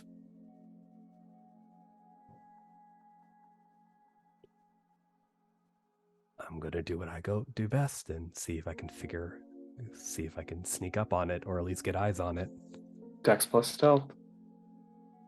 And with it, I have a lot of dex now. Yes. Yeah. It's difficulty on this or 4. 4. Oh, I shouldn't have prefaced by saying I had a lot of dex. Sometimes the GM has to be a little mean. 5 successes. Critical success. Oh, critical. Hey, there you go. Yeah, you would make a Nosferatu mad at how stealthy you are. Yeah. You do that thing where you don't need obfuscate. Obfuscate's for Nosferatu and Malkavians occasionally, if they so choose, or anyone who chooses. Found a but hack you I just go wear horrendous fashion, and everyone avoids their eyes. Yeah, actually, touche. Sometimes that works. Hey, blending in or not blending in, sometimes it can work to your advantage. You get to the 3rd floor, and when I say that, you slowly go up those stairs, making sure every step is quiet as fuck. You hear the whistling, but you still don't see it in that open area. You also take a second to look down. You're pretty high up at this point. If you had to guess, 40, maybe 50 feet up from the ground. You're pretty high up at this point. You do hear the whistling. It's clear as day, just like that. And you slowly kind of make your way towards it. As Aiden does that for the others, you still, for Jane and Roisin, I'm going to say you still have heightened senses activated because you did not deactivate it. I'm going to go off that logic. That whistle got a little louder, and now you can just tell by looking up that it's above you.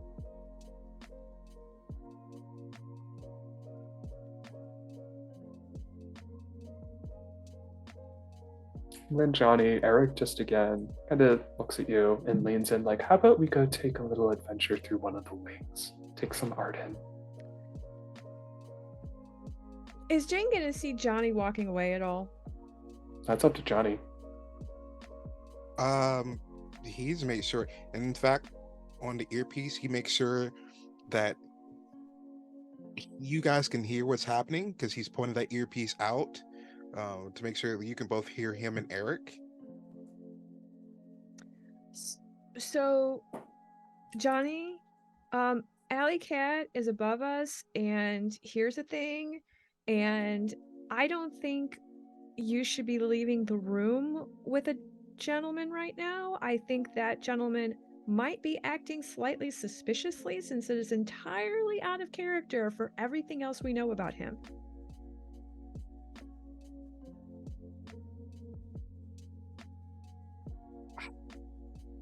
Eric. Mr. Angel.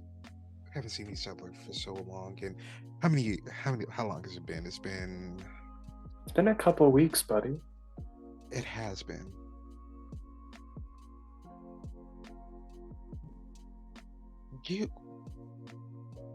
Now I'm an honest man. As honest as one can be, and I feel like we should properly introduce ourselves to our betters first before we run off and do something else.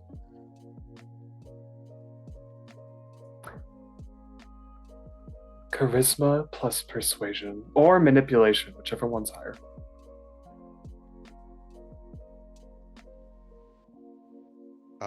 Difficulty? Not gonna tell. I'm gonna see what you get.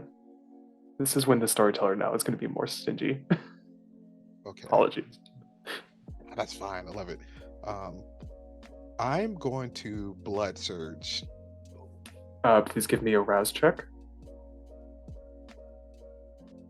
It happens regardless if you succeed or fail, but yeah. I go up a hunger. And that's fine.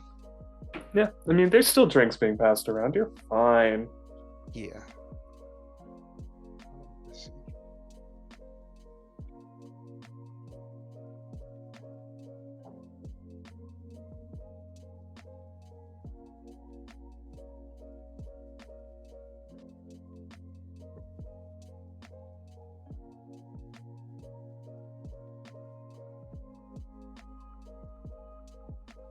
5 successes. God damn, guys. You always roll so well. Eric just looks at you. It's like, okay, you have a fair point. Let's mingle and socialize. And when you say that, he does something that probably makes your skin crawl.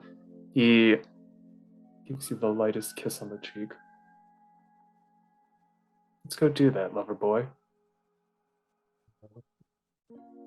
We shall. Let's go meet with maybe some Imogen. And he makes sure to say that out loud. Yep. For the earpiece. And some people at that moment turn around and just give you a nice smile as you both walk off to one of them.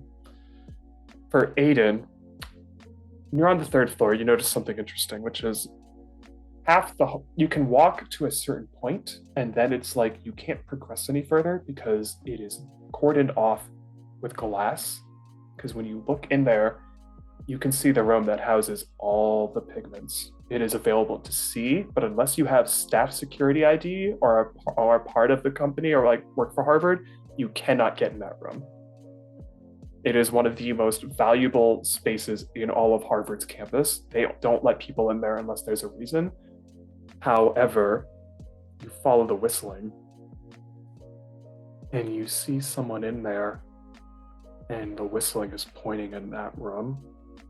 And you just see someone who's just either they're oblivious or they're just working away on something. They're grabbing a container here with a color, a container there. They're just whistling that tune. As you get closer, you just look at them and you realize something odd. They don't look like Kindred. They look like their skin is fresh and alive. You could even see from your observation, because I'm going to go off that stealth roll because that stealth roll was fucking great. You see from that roll, they're breathing in and they're just whistling a tune. But at the same time, they're also mixing pigments at this hour, which is, there's a fucking party going on downstairs. It's a little weird. That is very weird. Is it like fully sectioned off? Is there like a vent above, or? You see the door, and you, with your lockpicking skills, can probably try something. Okay. Plus the lockpicks. I would like to break in, and then if I do so, I am going to use Scorpion's Touch, kind of bite the side of my mouth, fill my mouth with blood, and spit a paralyzing spike of blood at him. I think that requires a rouse check. It does, but Yeah, let's see if I break in Yeah, successfully. so first do your dexterity plus. No, actually, I will give you a choice. Whatever one is higher, dexterity or composure plus larceny. Definitely dexterity. Go I for do it. have And yes, lockpicking or breaking and breaking entering. you as may add an specialty. extra dice. Yes. Just one. Difficulty? 4. 4. It is the most treasured room in Harvard. Yep. And it's cool too, because when you look in, these colors are wild. Like, you see an entire spectrum of color. I want Like, to spend a willpower. by all means. I only have 2 successes. Oh, thank God. That is 4 total. Again, this is child's play to you. It's a different kind of lock than you're used to, but also it's like you broke into Roshin's highly valuable security room, and that was child's play. So this is just like nothing. You break in, and then you said Scorpion's Touch. So now I want you to give me a rouse check. Rouse check. And I'm trying to remember what the difficulty, or like what Success. specifically. I don't get hungrier. There you go. And then we'll pull up the exact roll on this. Yes. To spitting poison involves me rolling dexterity and athletics, which Yep. can be dodged like a ranged attack. Yep. So I will let you do that. So roll Right. that. Yeah, now I have it. Took a second. Dexterity and athletics results in 0 successes. Another. Oh, I'm burning through willpower tonight. Hey, sometimes it happens. 2. Also, did you give a rouse check for Scorpion's Touch? I did. I'd succeeded. Okay. Okay, good. Just making sure. Sorry. Yep. No worries. I got 2 successes for to hit with a ranged attack. You know what? I'm not going to roll on that. I'm going to make this interesting. You stealthily approach. They don't hear you. And you do just that. And I want you to describe what happens.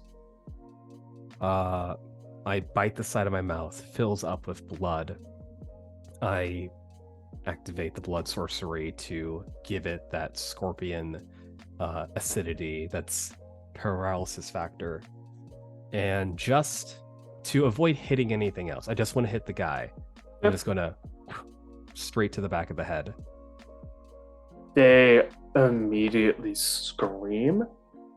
They drop one of the things they were holding, which that will be interesting to address in a second. And they immediately keep screaming and then hit the floor, and there is no more noise. And when you get closer, you realize why there's no more noise. This person was not Kindred. This person was mortal. Okay, so they're unconscious. Let me determine that. Yeah, they're just unconscious. You're fine. As for the container that fell, you take a second to look at it, and thankfully, it doesn't seem like anything weird smelling is going on. It's just the room is fine. The room is stable.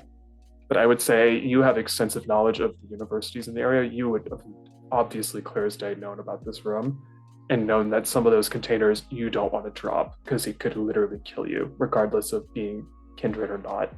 You just don't know. Gotcha. As for Roisin and Jane, I have a question. Does one of you have Sense the Unseen? I can't remember.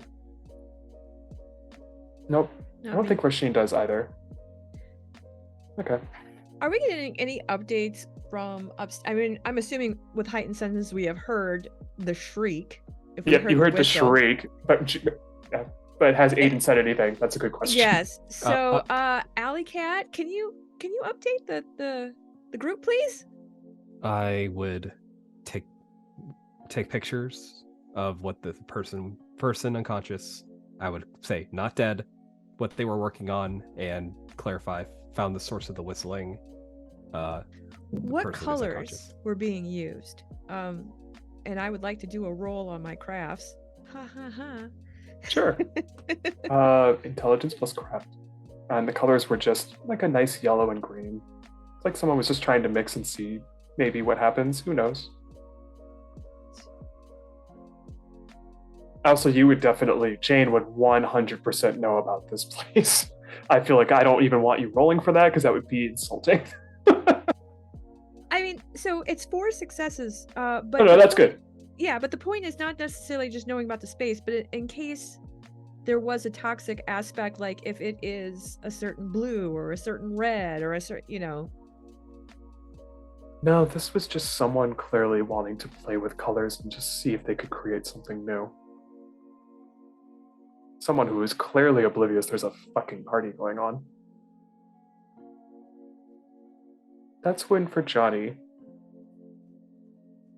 Eric isn't really like himself right now. He's kind of more of a dick. He's either being way too nice and then way too quiet. And he just looks at you. It's like, I've heard you've been doing a job for the prince, buddy. Wanna tell me what that's about? Now, you know that if I'm on a job for the prince, how would I be able to tell you? Also, how would you even know that? Word gets around at the tower. I saw you go upstairs. No one ever gets called up to Hazel's room unless she needs you to do something. Remember? That's how you come down her elevator. Did you now? And he's gonna take him out to like an area where it's not a dance floor, but he's making sure that he's just taking him around, kind of nodding to folks. He just leans over ever so nicely. Don't fuck with me. I'm not, you know me, I'm not the same Johnny that I am around the kids. And that's what I like about you. Oh, that's what I like about you, though. When you play rough, it's the best. What the fuck do you want, Eric? What do you mean? And he just smiles at you. He's gonna pull him in even closer, and he's gonna grip on that arm, and now he's tightening that arm up. Strength plus brawl. Roisin, Jane, Yeah, Roisin and Jane. You see the prince again is now walking around with Victoria. They seem to be getting trying to introduce everyone. So at this point, you can see that Johnny's with Eric, but then out of nowhere, the prince is now walking towards the two of you. It's like, Miss Lynch and Miss Dewey, may I introduce Miss Ash, who just gives you the most beautiful smile you've ever seen. For Roisin specifically, I'm not going to say this triggers your clan compulsion where you just become obsessed with beauty, but it's the type of smile where you're like, oh my fucking god, I've never seen someone look like that in my life. And it's like, oh boy. She's like, hi, pleasure to meet you. I've heard so much about your club. I hope it's all been 5-star reviews. Oh, I would actually love to get a tour. What point? I'm in the city for a bit. I would love to see it. My associate, and she points to Dinah, has spoken very highly of your club. I hate Dinah. She's a big fan of your work. That fills me with so much professional pride, I don't think I can even describe it to you. To which the prince next to Victoria gives the most disgusted look ever, hearing Dinah give praise like that. I'm like feeling sick to my stomach despite being dead as well, because I don't like talking about Dinah like that. But absolutely, if you want to reach out to some of my associates, we can certainly schedule a time to have the club either empty for a complete walkthrough with no one to bother you, or you can come on one of our operating nights to see what it's like at capacity. But I would be absolutely honored to have you in my establishment. She gives you another smile, extends her hand out. It's like, I would love to make a deal on that, just to make sure. I am all for that. I'll even bring you some of my best vintage to say thank you. Man, I don't make a deal with people.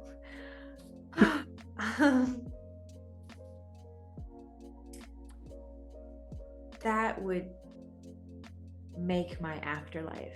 And then I'll just reach out and take her hand. She puts her hand on top of yours, like, excellent. I look forward to it. I will make sure one of my associates pens it in for me just in case, but also it's already memorized.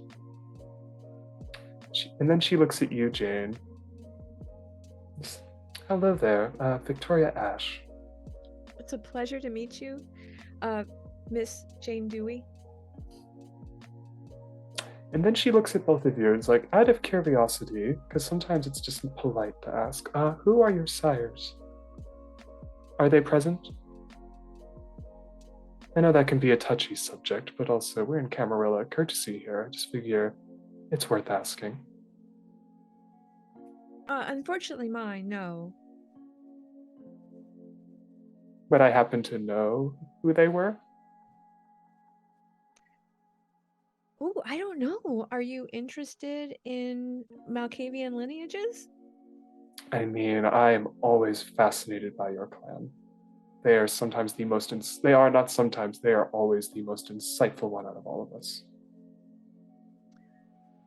Oh, well, I don't know if my sire is particularly well known. Can I ask who yours might be? She laughs and is just like, Miss Dewey, I am your elder. Gives you this kind of laugh of like, mine I would like to not think about. Well, I mean, I'm trying to build a rapport. That's what we're supposed to do, right? Well, that is true. At the same time, she just looks at the prince, who looks mortified at the moment. But then she just gives like this little bit of a laugh. It's like, okay, Miss Dewey, my sire, it was one Maximilian. They were pain in the ass back in the French Revolution, and before that too.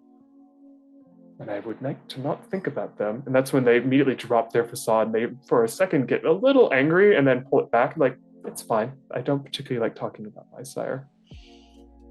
My Mine's complicated too.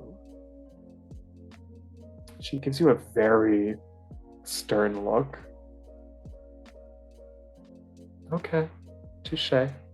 I will drop the question. To which the prince now just looks at you ever so more curiously than you'd like. Oh, I want to give the prince a wink. The prince just looks at you like, Don't fucking wink at me. for Roisin, she just looks at you again. It's like, oh, would you mind escorting me and showing me the building? It'd be lovely to talk to another Rose. And she looks at the prince like, not that you aren't wonderful, my dear prince, just, from clan to clan, it's usually nice to be escorted around a lovely place like this with one of my fellow Roses. To which the prince now gives you a look of just like, don't fuck this up. And is now looking at Jane very intently. He's like, Miss Dewey, let's have a chat. Okay. To which Victoria now loops her arm so politely around yours, Roisin. It's just like, shall we? I heard you know quite a lot of the city, and have a very good keen eye.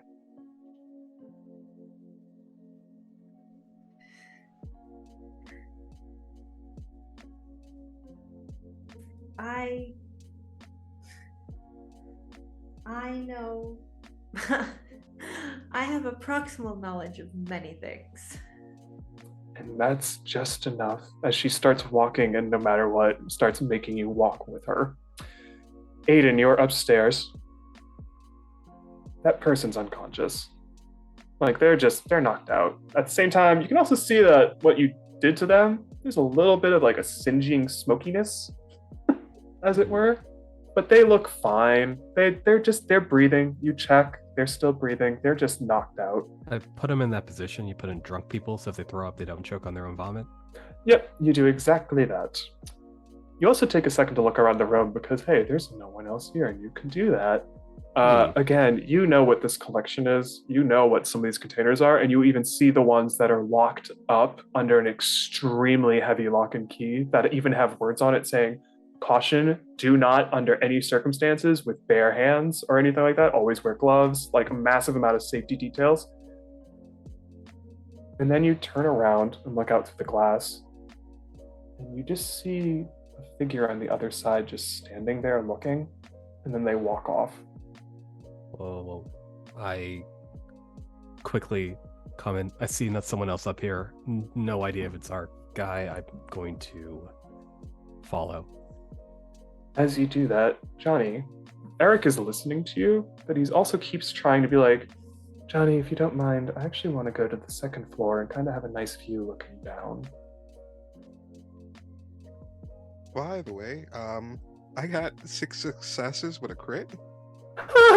What was the roll again? I forgot. That was strength and brawl. Yep. You have the firmest fucking grip on him, and he's now noticing how firm of a grip that is, and he's not moved, but he's still giving you this look now of like, no, I'd like to go to the ow, you're actually hurting my arm. Okay, what is it? What's wrong? He leans in. I put up with this in New York and in Chicago. I'm not putting up with it in Boston. You're not gonna keep leaving bodies and blood stains and every other sort of carnage in every city that we're in. You're gonna tell me what it is now. And that's when he looks at you, and you see that glint in his eye as he smiles, shows his wonderful canines, and just says, Johnny, where's the fun in that? And that's when he just looks up. And for Aiden, you follow and see a figure on the second floor looking down now. They're kind of in a nice suit, like a nice coat. You can tell their hair is completely slicked back. They don't have glasses on or anything. They look very ordinary. The thing you do notice is they're putting their hand in their coat pocket. And you just see this, even from the distance you're at as you're sneaking on them, because I'm still going to go off those 5 successes you got in your stealth roll. you see the most beautiful, elegant dagger you've ever seen in your life. As they just kind of take it out and do this thing with their hand where they kind of just play with it for a second as they're looking down. And what's weird is you can look over the banister possibly and no one's looking up at this person. It's like they can't see them, but you see them clear as day. And then they just kind of put it back in their pocket and start making their way downstairs, it looks like. And then Johnny, Eric just looks at you again saying, you know, despite everything you said, Hazel's a bitch. I hate her. She is the embodiment of everything wrong in this city. And you know what? Sometimes you need to have a little carnage to have a little fun. And quite frankly, Mr. Angel, as he says in a very not right way, sometimes the Black Hand likes to let itself be known. And he doesn't let go of you, but he just now smiles at you in a way that just, if you were human, it would be like watching Daunt go on and you just want to run away. It's like, oh, you keep squeezing that arm. I'm not going anywhere. And Aiden, you watch as this person makes their way down. Heading down the stairs. Yeah, and everyone, eventually when they're going down the stairs, it doesn't seem like anyone's really minding their business with this person. You can't tell why. Eric's now watching someone enter the room in a black coat. What's interesting is Jane, specifically.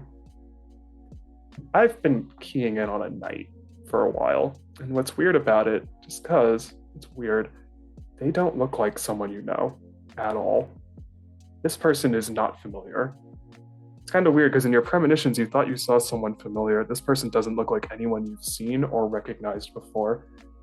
You can tell though that you look at this person even from the distance you're at and you're just like, okay, something's not right about that. Like, why is no one else noticing this person kind of strolling into the room? But also they don't look familiar to you at all, nor do they look like a knight, nor do they look like a sire of sorts. But this person's slowly making their way towards the prince. So on the first floor. Yeah, this person's entered with like from above, dagger. Yeah, they're on the first floor. Yeah, they have it not showing anymore. Aiden's the only one who saw that, but it's not showing anymore. But they're just making their way towards the prince. Well, Jane's gonna hook her arm around Prince Iverson's, whether she likes it or not, and we're gonna start walking away. Miss Dewey, this is a little. It is a little forward, but you have a gentleman that is potentially dangerous coming your direction. So we are going to walk over to your Nosferatu security person and have a conversation. That's when she looks like she's about to turn her head. She's like, I trust your judgment, Miss Dewey. This better not be a game, and just lets you lead her to Nosferatu. She'll try to at least take a path that would give the prince, a quick glance at to maybe see if she recognizes the individual. Wits plus awareness.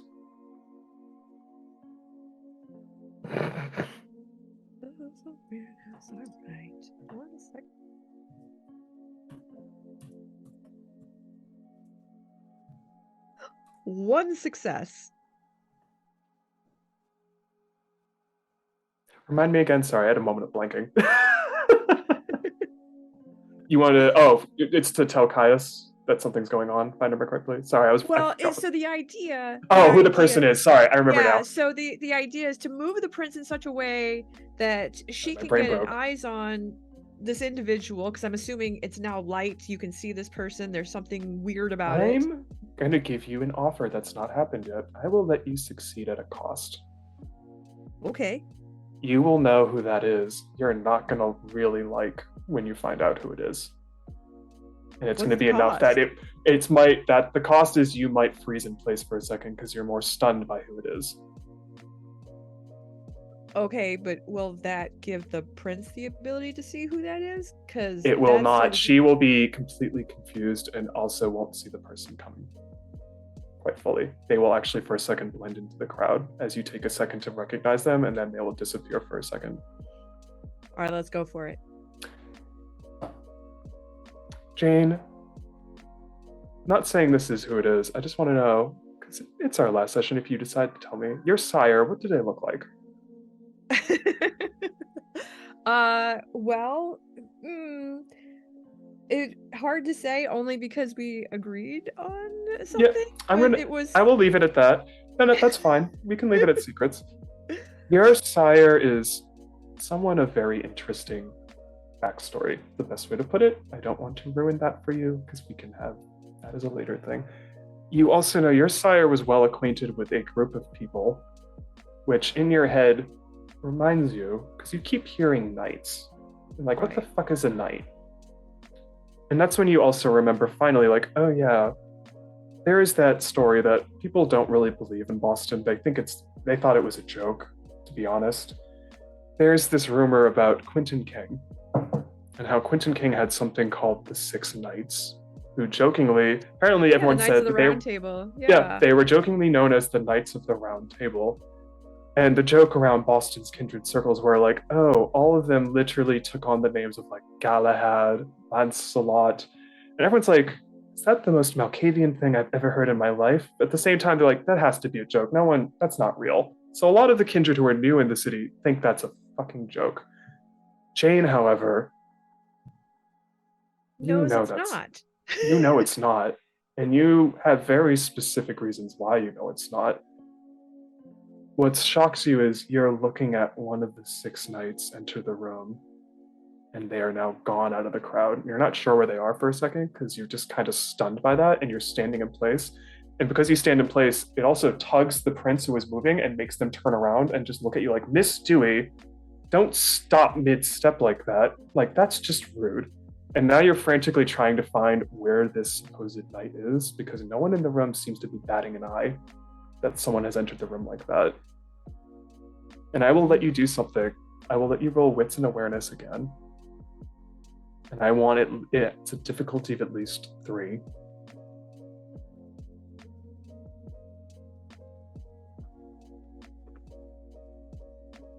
I would like to spend a willpower.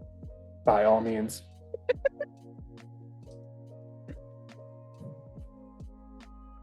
And I would say for Aiden too, because you were...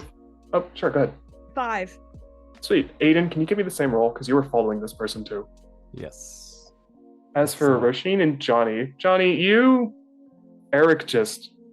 If you weren't in a party, you probably would eat this guy to a bloody pulp right now. For Roisin, you're being escorted by Victoria Ash and literally having her be like, oh, show me this wonderful piece of art right here. And it's just like, for fuck's sakes, lady. How many did you get? 5. Oh, you both got 5. No, you're good. Aiden, you never once lost sight of this person, and you can tell they're coming up right behind Hazel. And then Jane, you quickly turn your head and you see that they're also behind Hazel. I will allow you to take one action of your choice if you so choose. Step between the individual and Hazel. Can you give me dexterity plus athletics? What can I do to get extra dice in this situation? That's a good question. I can't think of one. You can do a blood surge, which would let you rouse your blood. You have to do a rouse check. Regardless of success or fail, you get to add 1 extra dice. Okay. Remind me how to do the rouse check? Just roll a d10 straight. Let me know. And if it's the vampire dice, if it gets a symbol, that means it's a success. It is a symbol. Yay. You're good. You don't get hungrier. Now give me dexterity plus athletics. Which I don't think is a great roll, but I'm gonna have you do that. That's a terrible roll. I have 3 dice. I mean, a lot can happen with 3 dice. Oh, sweet. All right. I got 2 successes, with one of them being a fancy success. So. And not on your blood dice. I'm gonna say this is okay.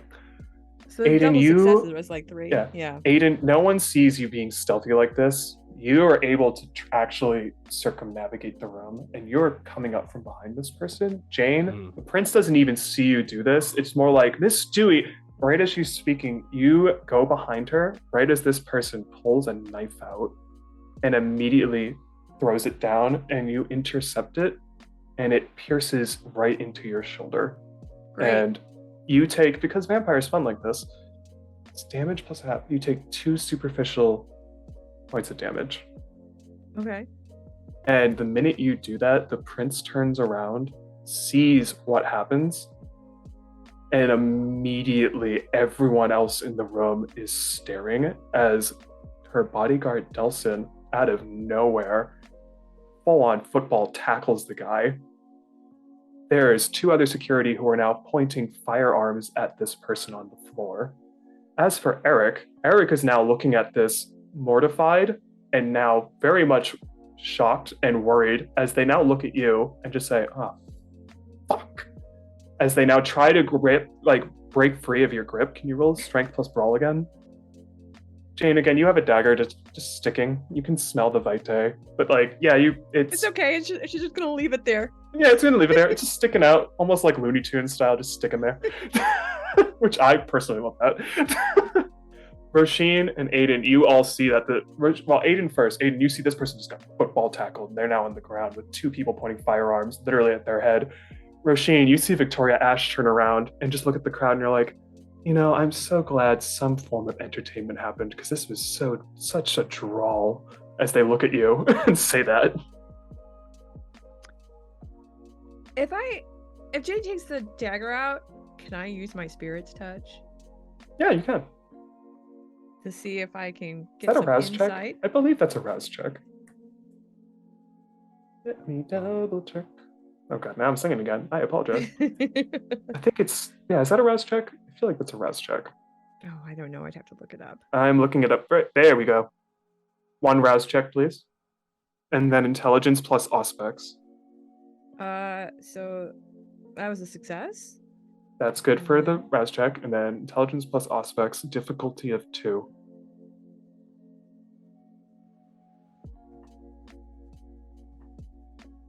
Eric, for Johnny's sake, he's trying very hard. So before Jane answers with her roll, how many successes did you get on that strength plus brawl? I was going to ask you, can I add my prowess to this? Because this is a 100%. Please do. So let me roll success, so I don't go up in hunger. Nice. The room kind of in the way. Oh, go ahead. You first. And can also blood surge as well. You activated that recently, like only in the past few minutes, correct? Yeah. No, what? Activate it again. Okay. So please rouse check for that. Let the hunger go up. Yes. Sorry, GM getting excited.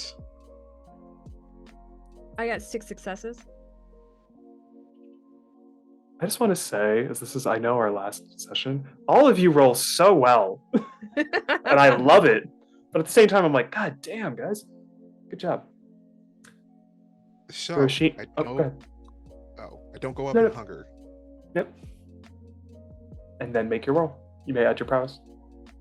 For Roisin, Victoria is now going towards the cacophony of noise that's happened as people are now scrambling to get the fuck out of the way. But she has this look of utter excitement on her face, like, I love live entertainment. She just slowly struts forward, and you're just left standing there like, what the fuck is wrong with this person? Johnny?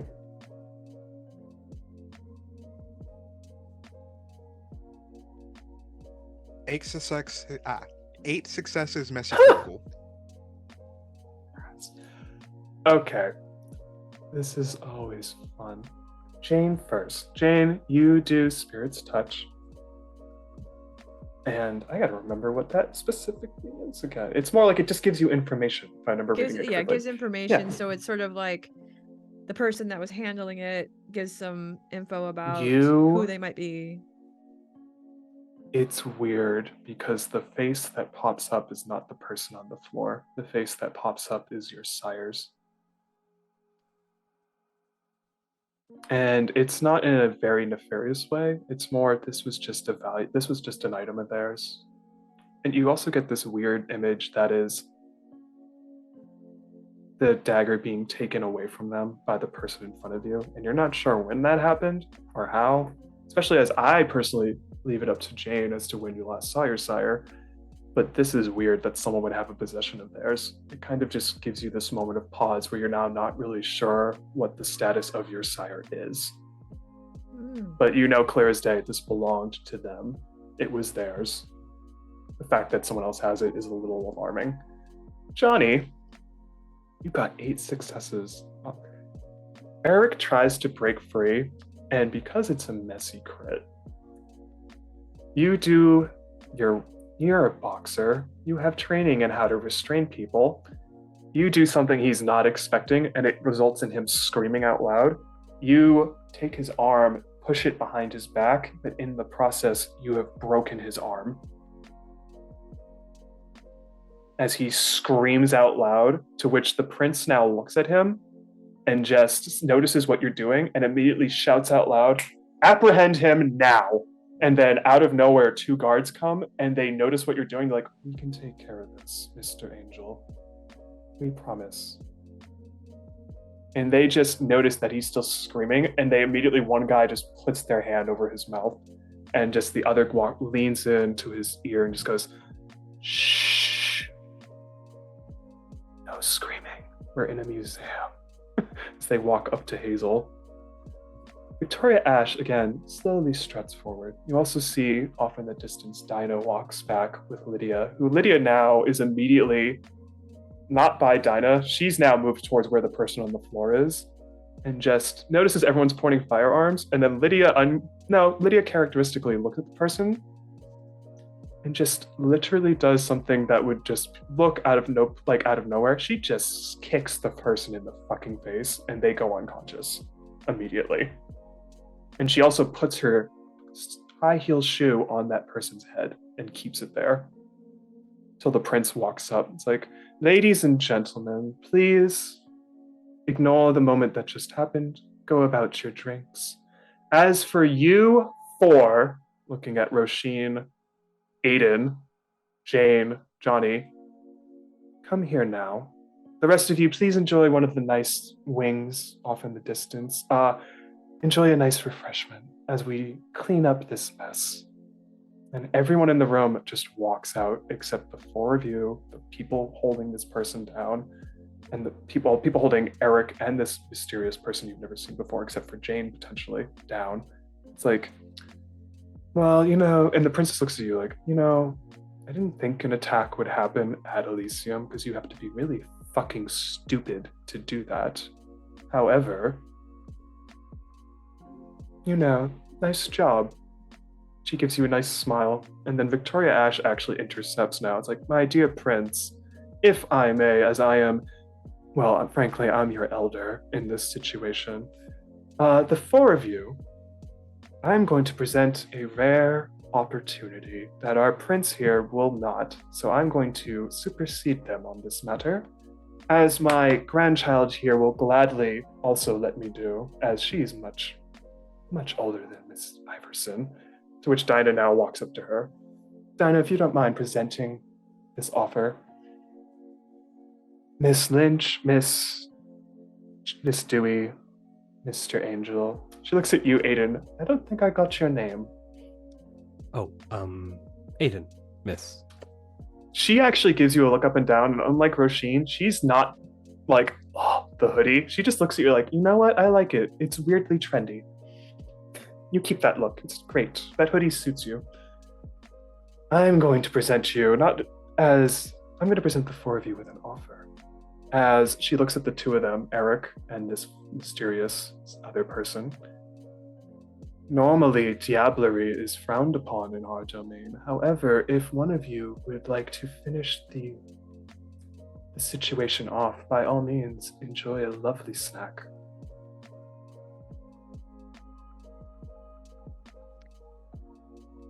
Oh my, that is a generous offer.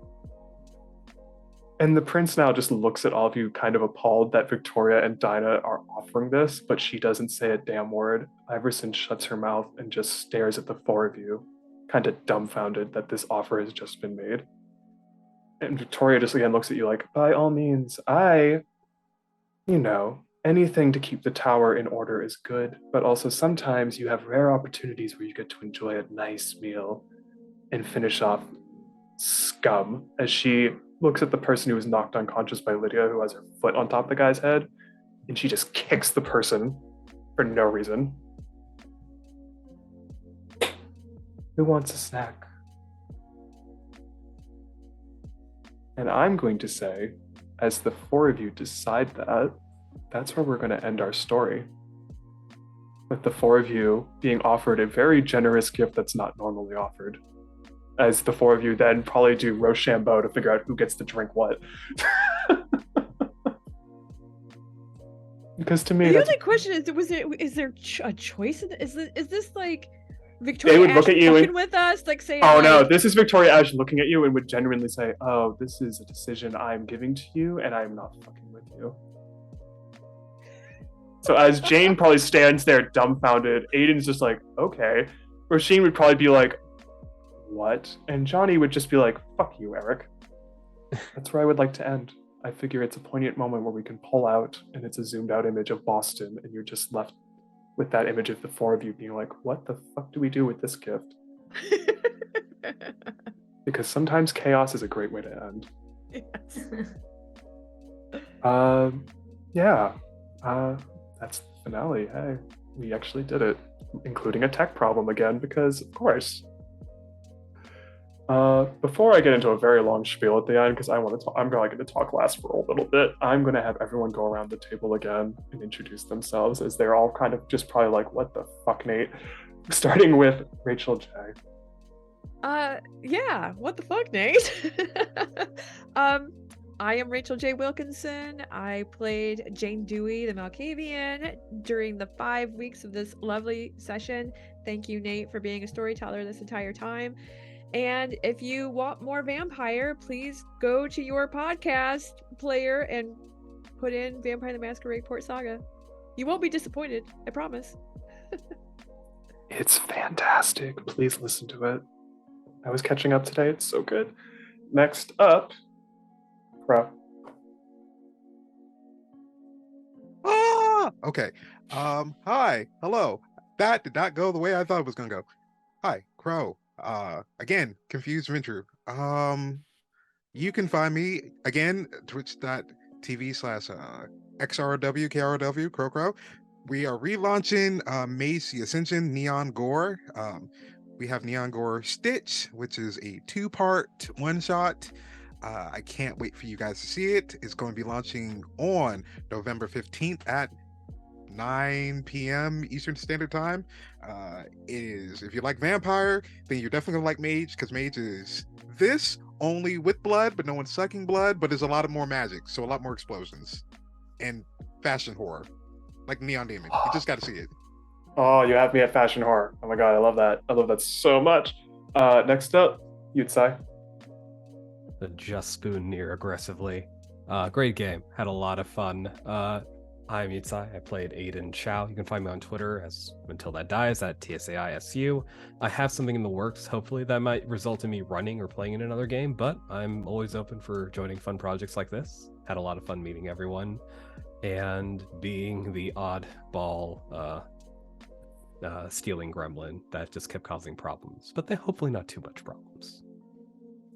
And please, just to toot your own horn, if they ever have any games up on Magpie's website, please jump at it. They're a great GM. Yeah, that's right. The CPP program, which new games are released every 2 weeks in and every start of the month. So right now I have one game going on, but at the beginning of December, probably will be another set coming out. So be on the lookout.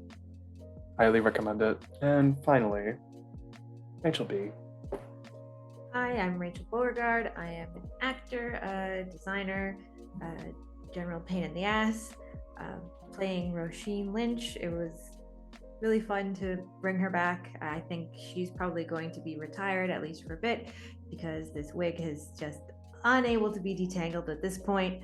You can find me on Instagram at Manic Pixie Tank Girl, or you can find my designs at Bad Duck Design. And you can also check out my website, rachelbeauregard.com. I put work into it, and you can like watch my demo reels and shit. Yeah, I will hopefully be joining the Initiative Order with future gigs. I'm always popping up occasionally, but yeah, really excited to have been here and to, you know, say my favorite sassy bitch. The sassiest of ladies and the most fabulous. And hello again. My name is Nate Bushman. I was your storyteller for this thing, which is wild to always do a campaign because it's just kind of like, wow, we actually had a beginning, middle, and end. It's always wild to think about. I'm a portrait and product photographer, occasional performer and writer, and storyteller of systems like this, Cyberpunk Red, and too many other things because I have difficulty saying no to running new systems.